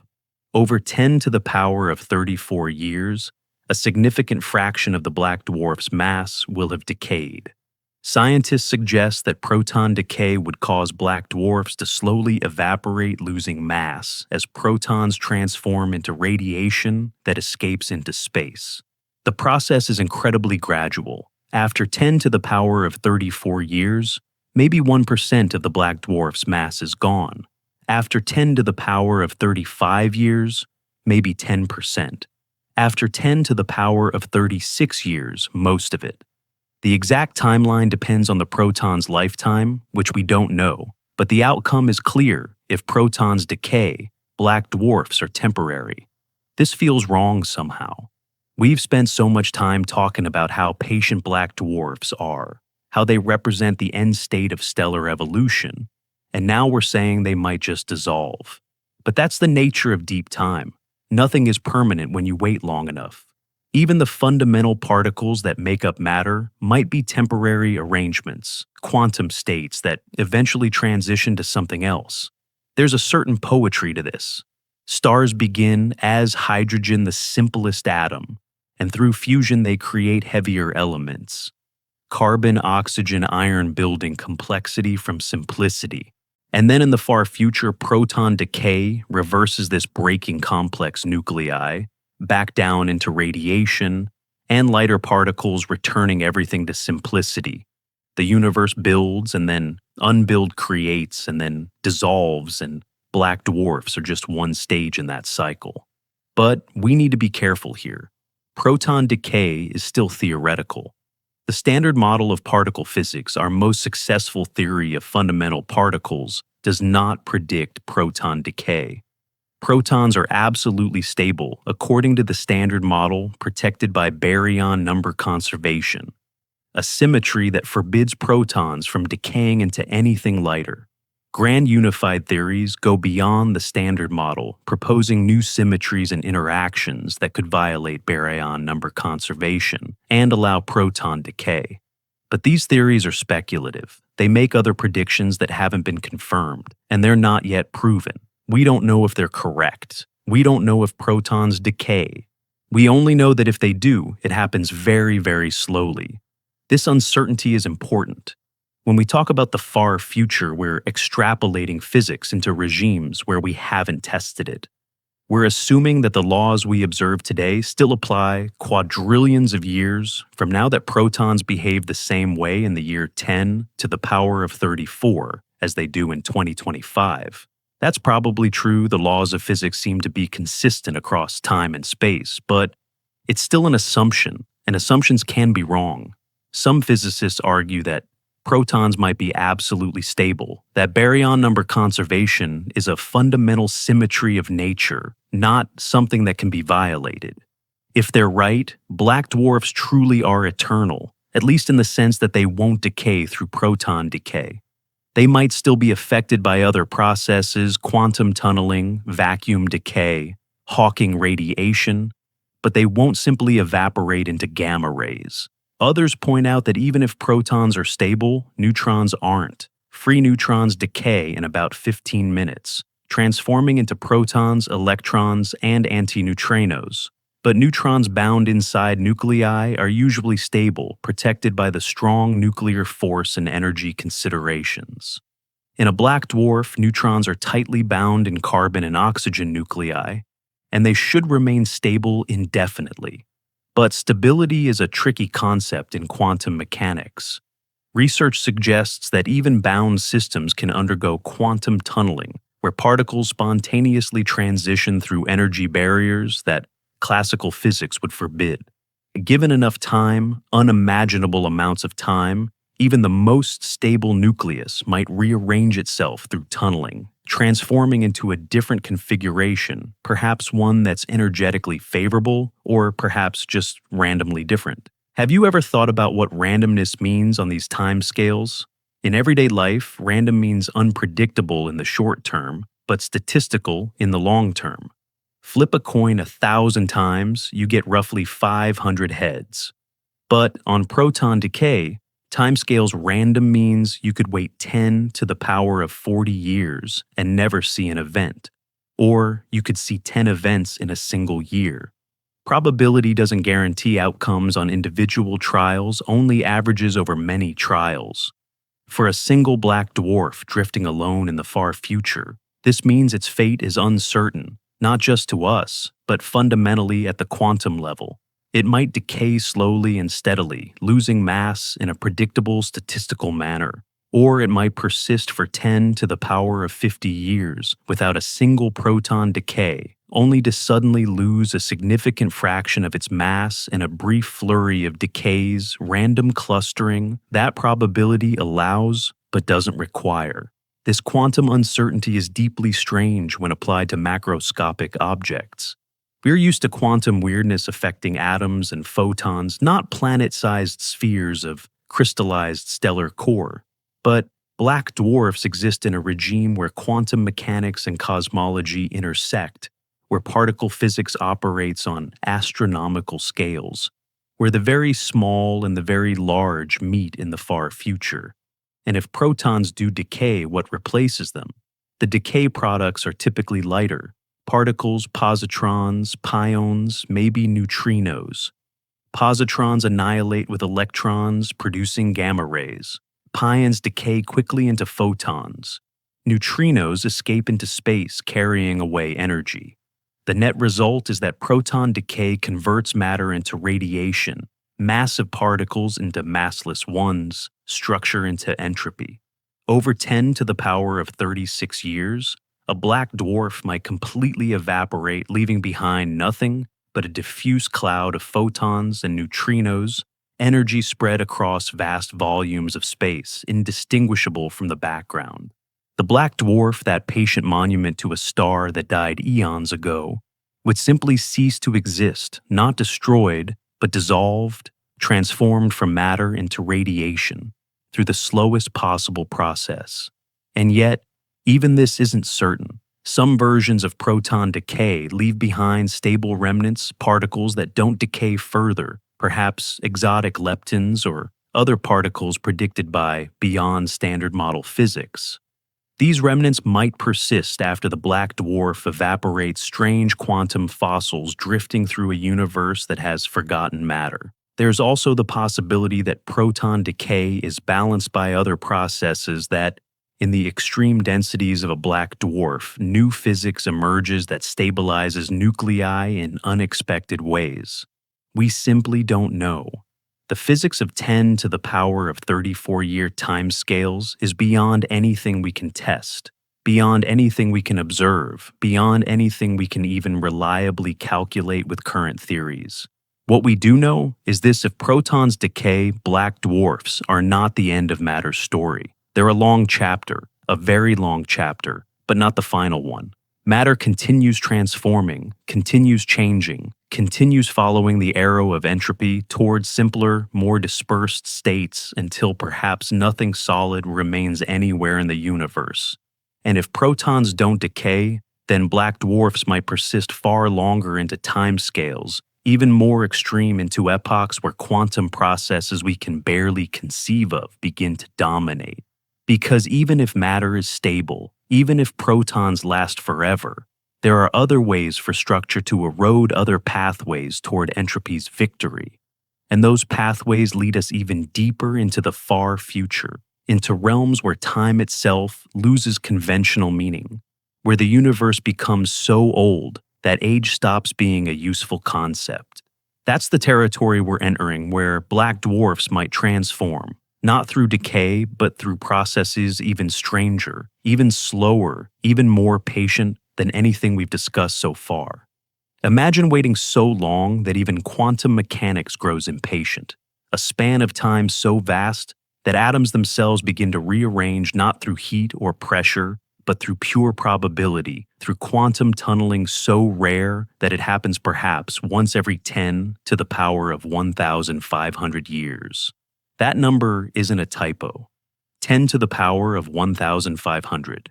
a number so incomprehensibly large that if you wrote it out in normal notation, the zeros would fill more pages than there are atoms in your body. This is the time scale of pycnonuclear fusion, the process that might eventually transform black dwarfs into something called iron stars, spheres of pure iron, colder than anything we can imagine, the final stable configuration of matter before even matter itself gives up. Iron stars are hypothetical even more so than black dwarfs. At least black dwarfs are guaranteed by thermodynamics. Give a white dwarf enough time, and it must cool. But iron stars require not just time, but specific conditions, specific assumptions about the stability of protons, the behavior of quantum mechanics over unthinkable time scales, the ultimate fate of nuclei compressed to degenerate densities. They exist only in the most extreme theoretical models of the far future predictions, so distant and uncertain that calling them speculative feels generous. But let's walk through the logic, the beautiful, terrifying logic that leads to iron stars.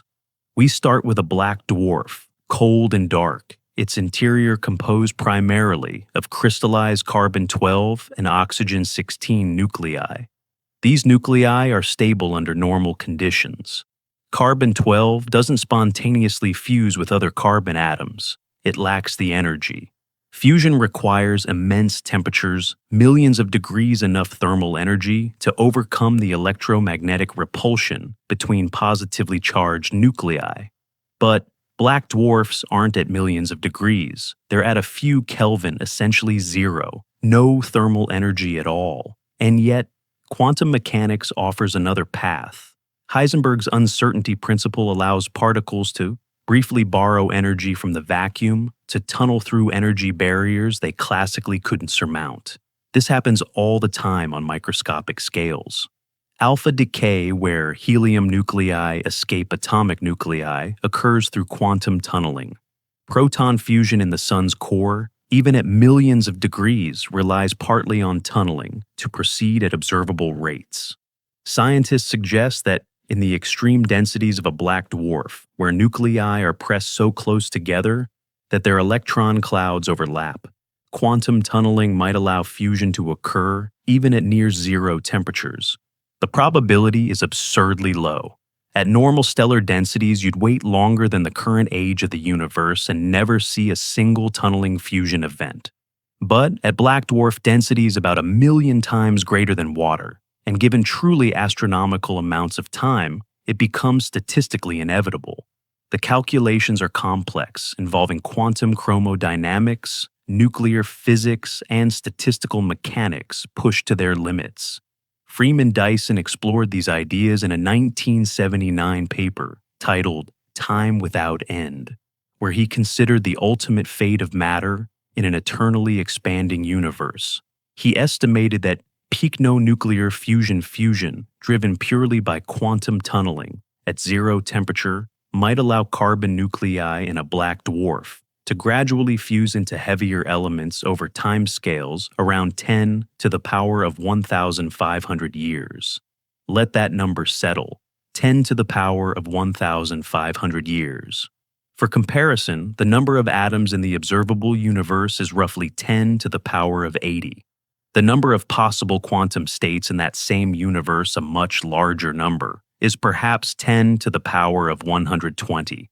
Even the number of Planck time units since the Big Bang, the smallest meaningful measure of time, is only about 10 to the power of 60. The timescale of pycnonuclear fusion exceeds all of these by factors so enormous they shatter comprehension. If you tried to wait 10 to the power of 1,500 years, you wouldn't just outlive the universe. You'd outlive concepts like universe and time and waiting. The expansion of space would have carried every object beyond every other object's cosmic horizon. The cosmic microwave background would have cooled to temperatures indistinguishable from absolute zero. Even black holes, if any remained, would have evaporated through Hawking radiation. Nothing would be happening anywhere except inside the occasional black dwarf, where quantum probability slowly, impossibly slowly, allows nuclei to merge. The fusion wouldn't happen everywhere at once. It would be random statistical one event here, another one billions of years later, somewhere else in the black dwarf's interior. Carbon fuses with carbon to form magnesium or neon. Oxygen fuses with oxygen to form silicon or sulfur. These intermediate elements then fuse further, climbing the periodic table approaching iron. Iron is special. It's the most stable nucleus in terms of binding energy per nucleon. Lighter elements release energy when they fuse. Heavier elements release energy when they split. But iron sits at the peak. Fusing iron requires energy input rather than releasing it. This is why fusion in massive stars stops at iron. The star can't get energy by fusing iron into heavier elements, so the core becomes an inert iron sphere, and without fusion pressure to support it, the core collapses, triggering a supernova. In a black dwarf, pycnonuclear fusion would gradually convert all the carbon and oxygen into iron, 56, the most stable isotope. The process would take 10 to the power of 1,500 years or more, depending on density and quantum mechanics in regimes we've never tested. But eventually, statistically inevitably, the black dwarf would become an iron star, a cold sphere of pure iron nuclei. Each one the endpoint of countless quantum tunneling events, each one representing the patient work of probability, operating across time scales that make eternity feel brief. Research shows that iron stars would be slightly more compact than black dwarfs because iron nuclei pack more efficiently than carbon or oxygen. The electron degeneracy pressure still supports them, unchanged by the composition shift. They would still be roughly Earth-sized, still contain about a solar mass, still drift silently through the expanding universe. But their internal structure would be different, simpler, more stable, as if the black dwarf had finally found its lowest energy state and settled there. But even iron stars aren't eternal. Even these final configurations of matter face an ultimate destiny, and it's not one you'd expect. Because on timescales even longer than pycnonuclear fusion, quantum mechanics allows something truly bizarre, spontaneous, tunneling into black holes. This is where physics enters its most speculative territory. The idea explored by Dyson and others is that any configuration of matter has a non-zero quantum probability of spontaneously rearranging into any other configuration, including configurations that represent black holes. The probability is phenomenally small, exponentially suppressed by the entropy difference between the initial and final states, but it's not zero. For an iron star, the quantum tunneling probability of collapsing into a black hole is estimated at roughly once per 10 to the power of 26 years. That's not a typo.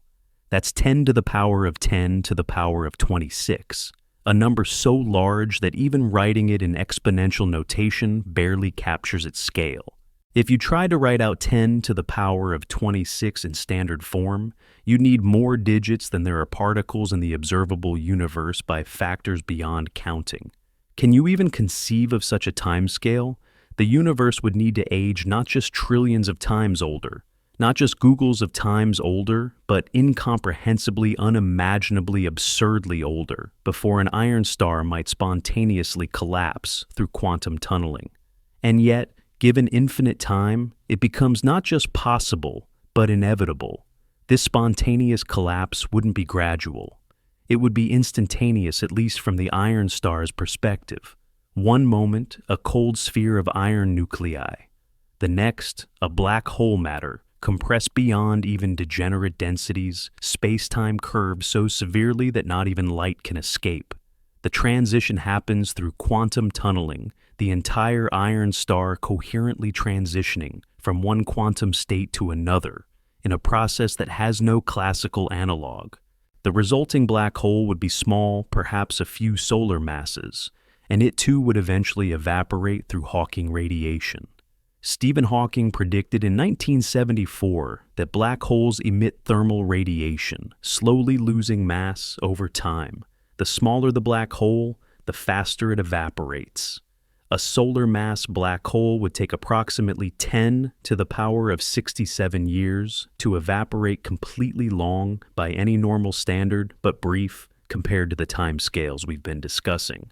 So the ultimate fate of an iron star, assuming protons are stable and quantum tunneling dominates, might be this: wait 10 to the power of 26 years, spontaneously collapse into a black hole, then evaporate over 10 to the power of 67 years, leaving behind nothing but a burst of Hawking radiation, photons and particles carrying away the black hole's mass energy into an ever-expanding, ever-cooling universe.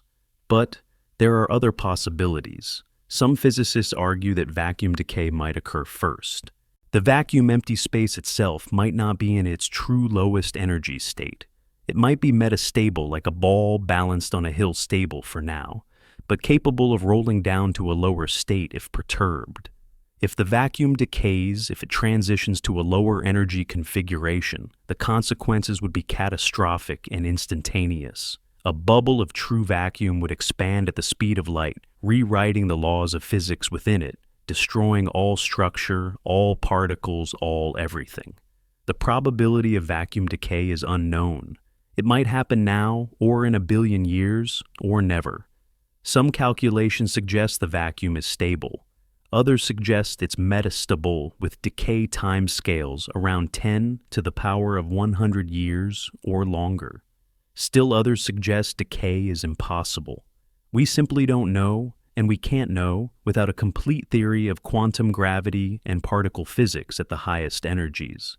If vacuum decay occurs before 10 to the power of 26 years, iron stars never get the chance to tunnel into black holes. They're simply annihilated when the vacuum decay bubble sweeps through, erased from existence along with everything else. If vacuum decay never occurs, then quantum tunneling into black holes might indeed be the ultimate fate of matter. There's something profoundly unsettling about these timescales. We've left behind anything resembling normal physics. We're extrapolating quantum mechanics and general relativity into regimes where neither theory has been tested, where the assumptions underlying the math might break down, where new physics we haven't discovered yet might completely change the predictions. And yet, the logic seems sound. Quantum tunneling is real. We observe it in laboratories. Hawking radiation is theoretically solid even if we haven't observed it directly. The principles of thermodynamics and entropy appear to be universal. So, we extend them forward into the unimaginable future, and we get iron stars and spontaneous black hole formation and evaporation into radiation. It's like watching a movie in extreme slow motion, so slow that each frame lasts trillions of years, so slow that the plot takes longer to unfold than the universe has existed. The star forms, lives, dies, cools, crystallizes, fuses into iron, collapses, evaporates. And through it all, time keeps passing indifferent, patient, watching structure slowly dissolve into chaos. Have you ever thought about whether time even means anything on these scales? A trillion years, 10 trillion 10 to the power of 1,510 to the power of 10 to the power of 26. At some point, the numbers stop representing duration and start representing something else, something more abstract. They're not measures of time you could experience. They're mathematical constructs, solutions to equations, predictions that exist only on paper and in theory. And maybe that's all they'll ever be. Maybe the universe doesn't last long enough for iron stars to form. Maybe protons decay first. Maybe vacuum decay erases everything. Maybe some new physics emerges that we haven't predicted, changing the rules, rewriting the endgame. We're speculating in a territory where speculation is all we have, where observation is impossible, where even our best theories are educated guesses. But the speculation reveals something important. It reveals that matter is temporary, structure is temporary. Even the most stable configurations are just long-lived quantum states waiting for probability to catch up with them. Nothing lasts forever. Not stars, not planets, not atoms, not even black holes. Everything transforms. Everything decays. Everything follows the arrow of entropy towards simpler, more disordered states. Iron stars represent one possible stop along that journey, a configuration of matter so stable it might persist for 10 to the power of 26 years. But even that persistence is temporary. Even iron stars must eventually yield to quantum mechanics, to probability, to the relentless mathematical fact that all ordered states are less probable than disordered ones. And given enough time, probability always wins. And so, we see the pattern now. The long, slow dissolution of structure across timescales that dwarf comprehension. Stars to white dwarfs, to black dwarfs, to iron stars, to black holes, to radiation. Each transformation slower than the last, each requiring patience beyond imagining each step, inevitable given enough time. And through it all, through every transformation, entropy increases order, decreases, the universe slides gradually toward its ultimate equilibrium state, a state we call heat death, where nothing happens, because nothing can happen, where all energy is spread uniformly, where time itself becomes meaningless, because nothing changes anymore. That's the final destination, the end toward which everything flows, and understanding it requires us to step back and see the universe not as it is, but as it will become in epochs so distant that distance stops being the right word. Imagine a universe where nothing ever happens again. Not because time has stopped. Time keeps flowing second after second, year after year, eon after eon. But because there's nothing left to change. No stars to burn out because they've already burned out. No matter to decay because it's already decayed. No energy to flow because every gradient has been smoothed flat. Just emptiness, coldness, silence stretching forever in all directions. A cosmos that has reached its final equilibrium and can never leave it. This is heat death, the thermodynamic endpoint of an expanding universe. And it's the stage on which black dwarfs play their final quiet role before even they surrender to entropy's patient embrace. Heat death sounds violent, catastrophic, like an explosion or a fire consuming everything. But it's the opposite. It's the absence of violence, the absence of anything. Heat death is what happens when the universe runs out of usable energy, when entropy reaches its maximum possible value, when every system has degraded to its most probable, most disordered state. Nothing explodes, nothing burns, everything just stops changing. The concept emerged in the mid-1800s with the development of thermodynamics, particularly the second law, which states that entropy always increases in a closed system. Rudolf Clausius, one of the founders of thermodynamics, recognized in 1865 that if the universe is a closed system, if energy can't enter or leave it, then entropy must continually increase until it reaches a maximum. At that point, he reasoned no further work could be extracted from any process. The universe would be dead, not destroyed, but exhausted like a clock that's wound down and stopped ticking. Scientists in the Victorian era found this idea deeply troubling. It implied that the universe had a definite endpoint, a state of ultimate stagnation from which no recovery was possible. It contradicted religious notions of eternal divine order and philosophical ideas about infinite cycles of creation and destruction. The heat death scenario suggested that everything, all human achievement, all art and science and civilization, would eventually dissolve into meaningless thermal noise. But, troubling or not, the mathematics seemed unavoidable. If energy disperses, if entropy increases, if the second law holds universally, then heat death is inevitable.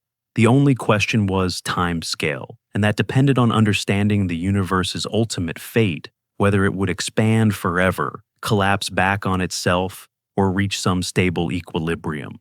Research over the past century has clarified this considerably. Observations of distant supernovae in the 1990s revealed that the universe's expansion is accelerating, driven by something called dark energy. a mysterious repulsive force that seems to make up about 68% of the universe's total energy density. This accelerating expansion changes everything about the far future. In a universe that expands forever, heat death becomes not just possible, but inevitable. Galaxies drift apart faster than light, can travel between them, eventually disappearing beyond each other's cosmic horizons. Star formation ceases as gas disperses and hydrogen gets locked into stellar remnants. Stars die and cool. Black holes evaporate through Hawking radiation. And eventually, given enough time, everything reaches the same temperature, the same energy density, the same state of maximum entropy.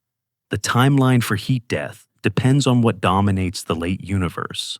If dark energy remains constant, a cosmological constant as Einstein originally proposed, then the universe continues expanding forever, cooling asymptotically toward absolute zero. The cosmic microwave background, currently 2.7 Kelvin, drops to 1 Kelvin in a few trillion years, then to 0. 0.1 Kelvin, then lower and lower approaching, but never quite reaching 0. In this scenario, black dwarfs drift through an ever-expanding void, separated from each other by distances so vast that light from one would take trillions of years to reach another. And even if it did, both objects would have moved further apart, by then carried by cosmic expansion. The space between them grows faster than signals can cross it. They become causally disconnected, isolated in their own cosmic horizon, each one alone in a bubble of space that expands around it, cut off from everything else that exists. This isolation is profound. It means that from the perspective of a black dwarf, the entire observable universe eventually shrinks to just itself. No other galaxies visible because they have redshifted beyond detection. No cosmic microwave background because it's cooled below measurable levels. No light from distant stars because there are no stars and their light couldn't reach you anyway. Just darkness absolute and complete, broken only by the occasional quantum fluctuation, random blips of virtual particles appearing and annihilating in the vacuum. Have you ever tried to picture being truly alone? Not alone in a room or a forest, but alone in the universe with nothing else within billions of light years. Nothing to see or touch or interact with. Just cold, empty space expanding around you forever. That's the destiny of black dwarfs in a heat death scenario. Assuming they survive that long, assuming proton decay or quantum tunneling or some other process hasn't already erased them. And through all of this, entropy increases. Every photon that escapes into expanding space, every quantum fluctuation, every interaction, no matter how rare, contributes to the universe's total entropy. The number grows asymptotically, approaching some maximum value determined by the universe's volume and fundamental constants, a number we can't calculate precisely because we don't know the universe's ultimate size or how quantum gravity behaves at extreme scales. But we can understand the principle. Entropy measures disorder, or more precisely, it measures the number of microscopic configurations consistent with a given macroscopic state. A star has low entropy because its energy is concentrated, organized, useful for doing work. Radiation dispersed through empty space has high entropy because the energy is spread out, disordered, useless. Heat death occurs when essentially all energy has been converted from concentrated low entropy forms into dispersed high entropy forms.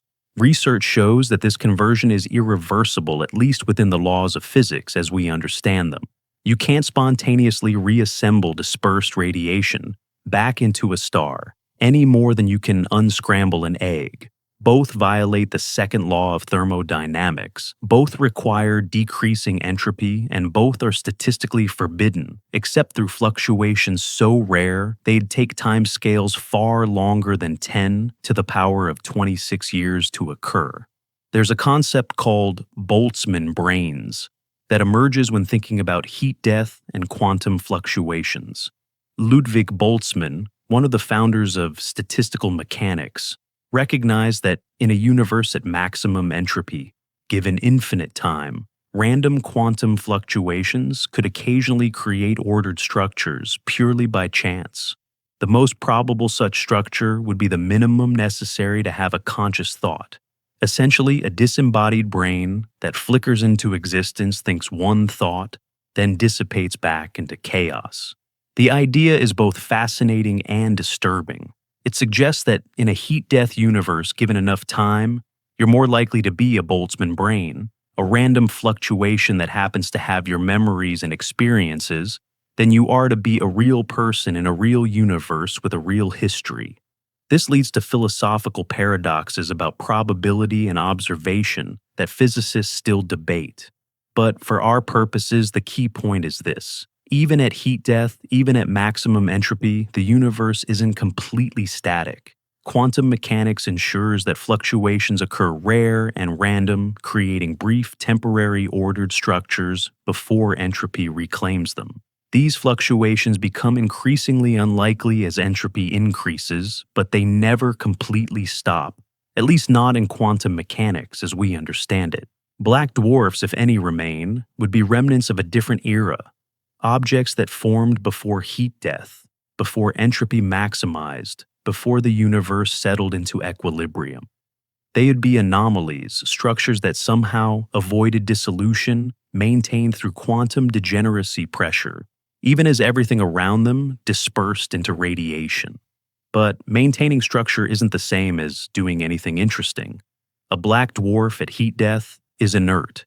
No fusion, no cooling because it's already at the ambient temperature. No interactions because there's nothing nearby to interact with.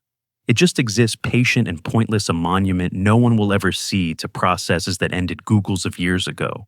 Some physicists argue that heat death isn't truly the end, that quantum tunneling might allow the universe to spontaneously transition to a new state, a new Big Bang perhaps starting the cycle over.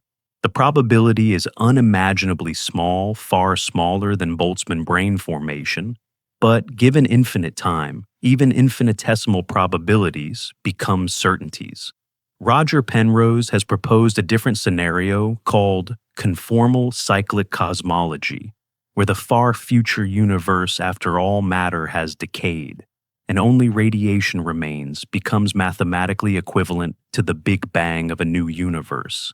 The idea is that when you have only massless particles, photons, and perhaps gravitons, the concept of scale becomes meaningless, and the infinite future of one universe can connect to the Big Bang of the next. It's speculative, untested, but mathematically intriguing. Whether any of these cyclic scenarios are real, we don't know. They're attempts to avoid the finality of heat death, to find a way for the universe to renew itself, rather than simply ending in eternal stagnation. But they require physics beyond the standard model, beyond general relativity.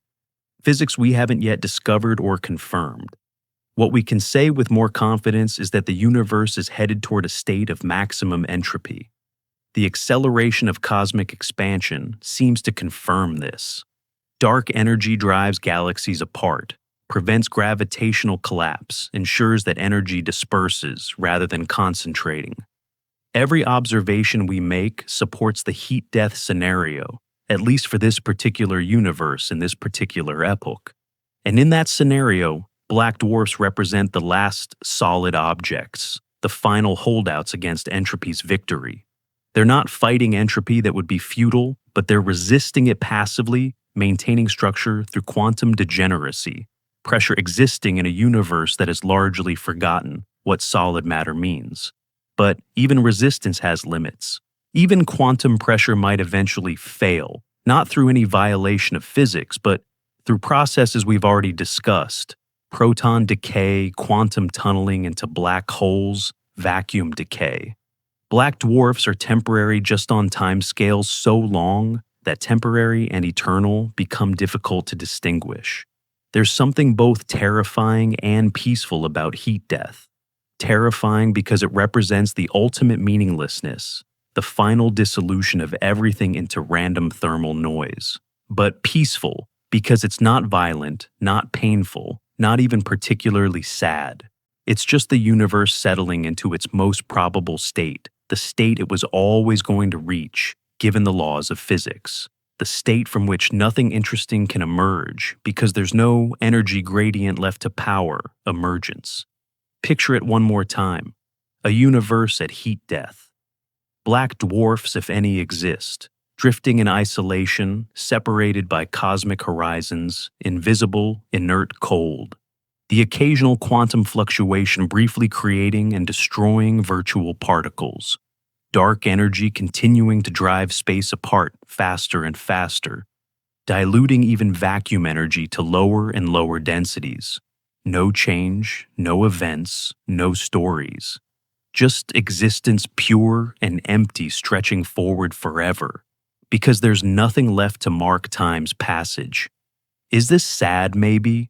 Or maybe it's just physics, the natural conclusion of processes that began with the Big Bang, the final rest after 10, to the power of 100 years of cosmic evolution.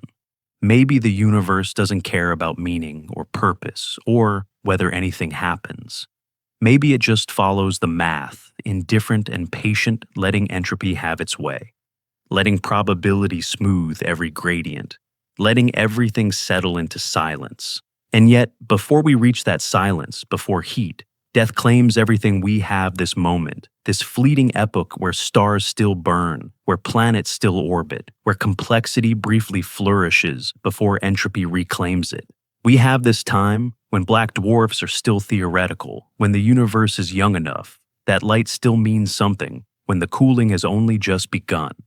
And perhaps that's enough not forever, but for now, this brief warm moment before the long cold after. There's a strange comfort in knowing how the story ends. Not your story, not humanity's story, but the universe's story. The longest narrative ever told, stretching from the Big Bang to heat death, from the first flash of light to the final cooling into darkness. We know with reasonable confidence that stars will die, that white dwarfs will cool into black dwarfs, that matter itself might decay or tunnel into oblivion, that entropy will win. And somehow, knowing this doesn't make the universe seem emptier. It makes it seem fuller, richer, more precious. Because everything we see around us, every star in the night sky, exists in defiance of that ending burning bright, while burning is still possible. Right now, at this very moment, the universe is 13.8 billion years old. That's incredibly young. If the timeline from Big Bang to heat death were compressed into a single human lifetime of 80 years, we'd currently be about 35 seconds old. Not even a minute. The universe is an infant barely aware of itself, just beginning its long journey towards silence. And we're here, conscious observers, arising in this brief, warm epoch, asking questions about what comes after contemplating black dwarfs that won't exist for another 70,000 lifetimes of the universe. Think about what that means. Every black dwarf we've discussed, every cold, dark sphere drifting through the far future, every crystallized stellar core waiting quadrillions of years to cool, none of them exist yet. Not one. The universe hasn't been around long enough. We're living in an era where stellar remnants are still warm, where white dwarfs still glow faintly in infrared, where the cosmic microwave background is still detectable at 2.7 Kelvin, where galaxies still shine with billions of stars. This is the age of light, the age of stars, the age when fusion still happens, when hydrogen still burns, when complexity still emerges from chaos. And it won't last. In cosmic terms, it's already ending. Star formation in the Milky Way has peaked and begun its slow decline. The universe's expansion is accelerating, driven by dark energy pulling galaxies apart, faster than new ones can form. We're living in the golden age, the brief period between creation and dissolution, when interesting things happen. Scientists suggest that in about 1 trillion years, the last stars will burn out. Red dwarfs, those patient slow burners, will exhaust their hydrogen and fade to white dwarfs. The universe will go dark, not suddenly, but gradually, like a sunset that takes hundreds of billions of years, each star winking out one by one, until only stellar remnants remain, And then the long cooling begins, the quadrillion-year wait for black dwarfs to form. But here's what makes this beautiful rather than depressing. We're here now. We evolved on a planet orbiting a stable yellow star in a galaxy full of similar stars, in an epoch when the universe is young enough that complexity is still possible. The elements in our bodies, carbon, oxygen, nitrogen, iron, were forged in stars that lived and died before the sun formed.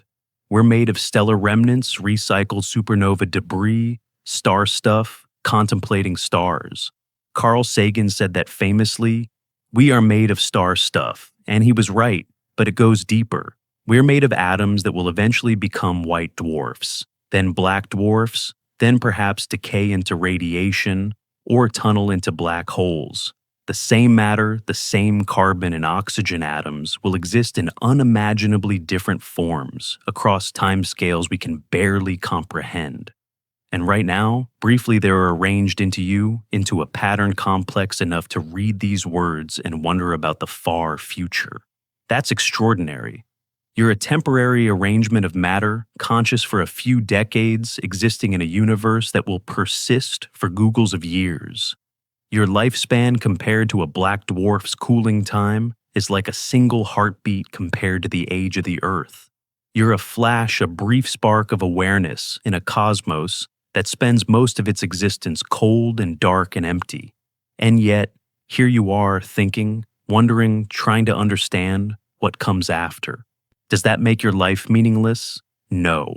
It makes it precious, rare, irreplaceable, because consciousness awareness, the ability to contemplate black dwarfs and heat death and the far future, these are phenomena that only arise in narrow windows of cosmic history, when stars still burn, when planets still exist, when complexity hasn't yet been smoothed away by entropy. You're living in one of those windows. Treasure it.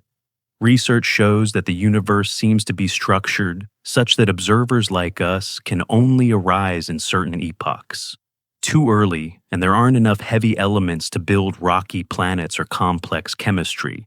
Too late, and there aren't enough active stars to provide stable energy sources for billions of years. We exist in a Goldilocks period, not too hot, not too cold, just right for life and thought and wonder. And in this period, we've figured out so much. We've calculated stellar lifetimes, understood nuclear fusion, predicted white dwarf cooling rates, extrapolated thermodynamics forward to heat death.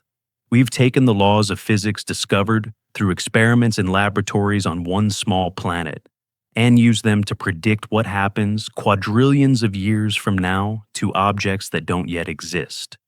That's remarkable. That's humans using math and observation and reason to peer further into the future than any physical signal could ever travel. Of course we could be wrong. Physics might change in unexpected ways. New discoveries might reveal processes we haven't imagined. The far future might unfold differently than our models predict. But even if we're wrong about the details, the broad strokes seem solid. Stars die, matter disperses, entropy increases. These aren't just theories. They're observations patterns we see everywhere we look, principles that have held true for every test we've devised. So let's accept provisionally that black dwarfs will form, that they'll drift through an expanding universe, that they'll eventually decay or tunnel or evaporate, that heat death awaits. What should we feel about that despair, fear, nihilistic resignation? Or maybe something else, maybe relief. Because heat death isn't violent, it's not painful, it's not even really death in the normal sense. It's just rest the universe finally settling into equilibrium after an incomprehensibly long journey from order to disorder. All the complexity, all the struggle, all the burning and collapsing and exploding, all of it eventually gives way to silence. And silence isn't evil. It's just silence. There's a Zen koan that asks, what is the sound of one hand clapping? The answer isn't a sound, it's silence. The recognition that some questions don't have answers in the way we expect them to. What is the purpose of a universe that ends in heat death? Maybe the question itself is misframed. Maybe the universe doesn't need a purpose anymore than a wave needs a reason to crash or a star needs justification to burn. Black dwarfs will exist, not because they're trying to exist, not because they serve some cosmic function, but because that's what physics produces when you cool a white dwarf for quadrillions of years. They're not monuments or memorials or warnings. They're just the natural endpoint of a process as inevitable as water freezing at 0 degrees Celsius, as predictable as entropy increasing in a closed system. And maybe that's okay. Maybe the universe doesn't owe us meaning or purpose or a happy ending. Maybe it just is following the laws we've discovered indifferent to our preferences, patient beyond measure content, to let stars burn and cool and die across timescales that reduce our entire species to less than a whisper. But in the meantime, in this brief warm moment, we have each other. We have science, the shared project of understanding reality as it actually is rather than as we wish it to be. We have stories, narratives we tell ourselves to make sense of our place in the cosmos. And we have this night right now, this quiet exploration of black dwarfs and deep time and ultimate endings. Our sun will become a white dwarf in about 7.5 billion years. That white dwarf will cool for a quadrillion years before becoming a black dwarf. And that black dwarf might persist for 10 to the power of 26 years or more before quantum mechanics finally claims it. The timeline is so vast, it's almost meaningless. But it's real as the sun shining outside your window, as real as the atoms in your body that came from ancient stars and will eventually return to the cosmos in forms we can barely imagine. There's poetry in this. The same matter recycled across timescales from seconds to googles of years. Hydrogen fusing into helium in a star's core, helium fusing into carbon and oxygen. Those elements dispersing into space when the star dies, some of them falling onto planets, some of them briefly becoming life you, your thoughts, your memories, then returning to space when you die, when the Earth dies, when the sun dies, eventually cooling into a black dwarf, then perhaps decaying into radiation, scattering across an expanding universe until heat death claims everything. You're part of that cycle. A temporary eddy in the flow of matter and energy from Big Bang to heat death, a brief concentration of complexity in a universe trending towards simplicity. And that's beautiful, not tragic. Because being temporary doesn't make something worthless. It makes it unique, unrepeatable, precious, precisely because it won't last. Have you ever watched a sunset and felt sad that it's ending? Or did you feel grateful that you were there to see it?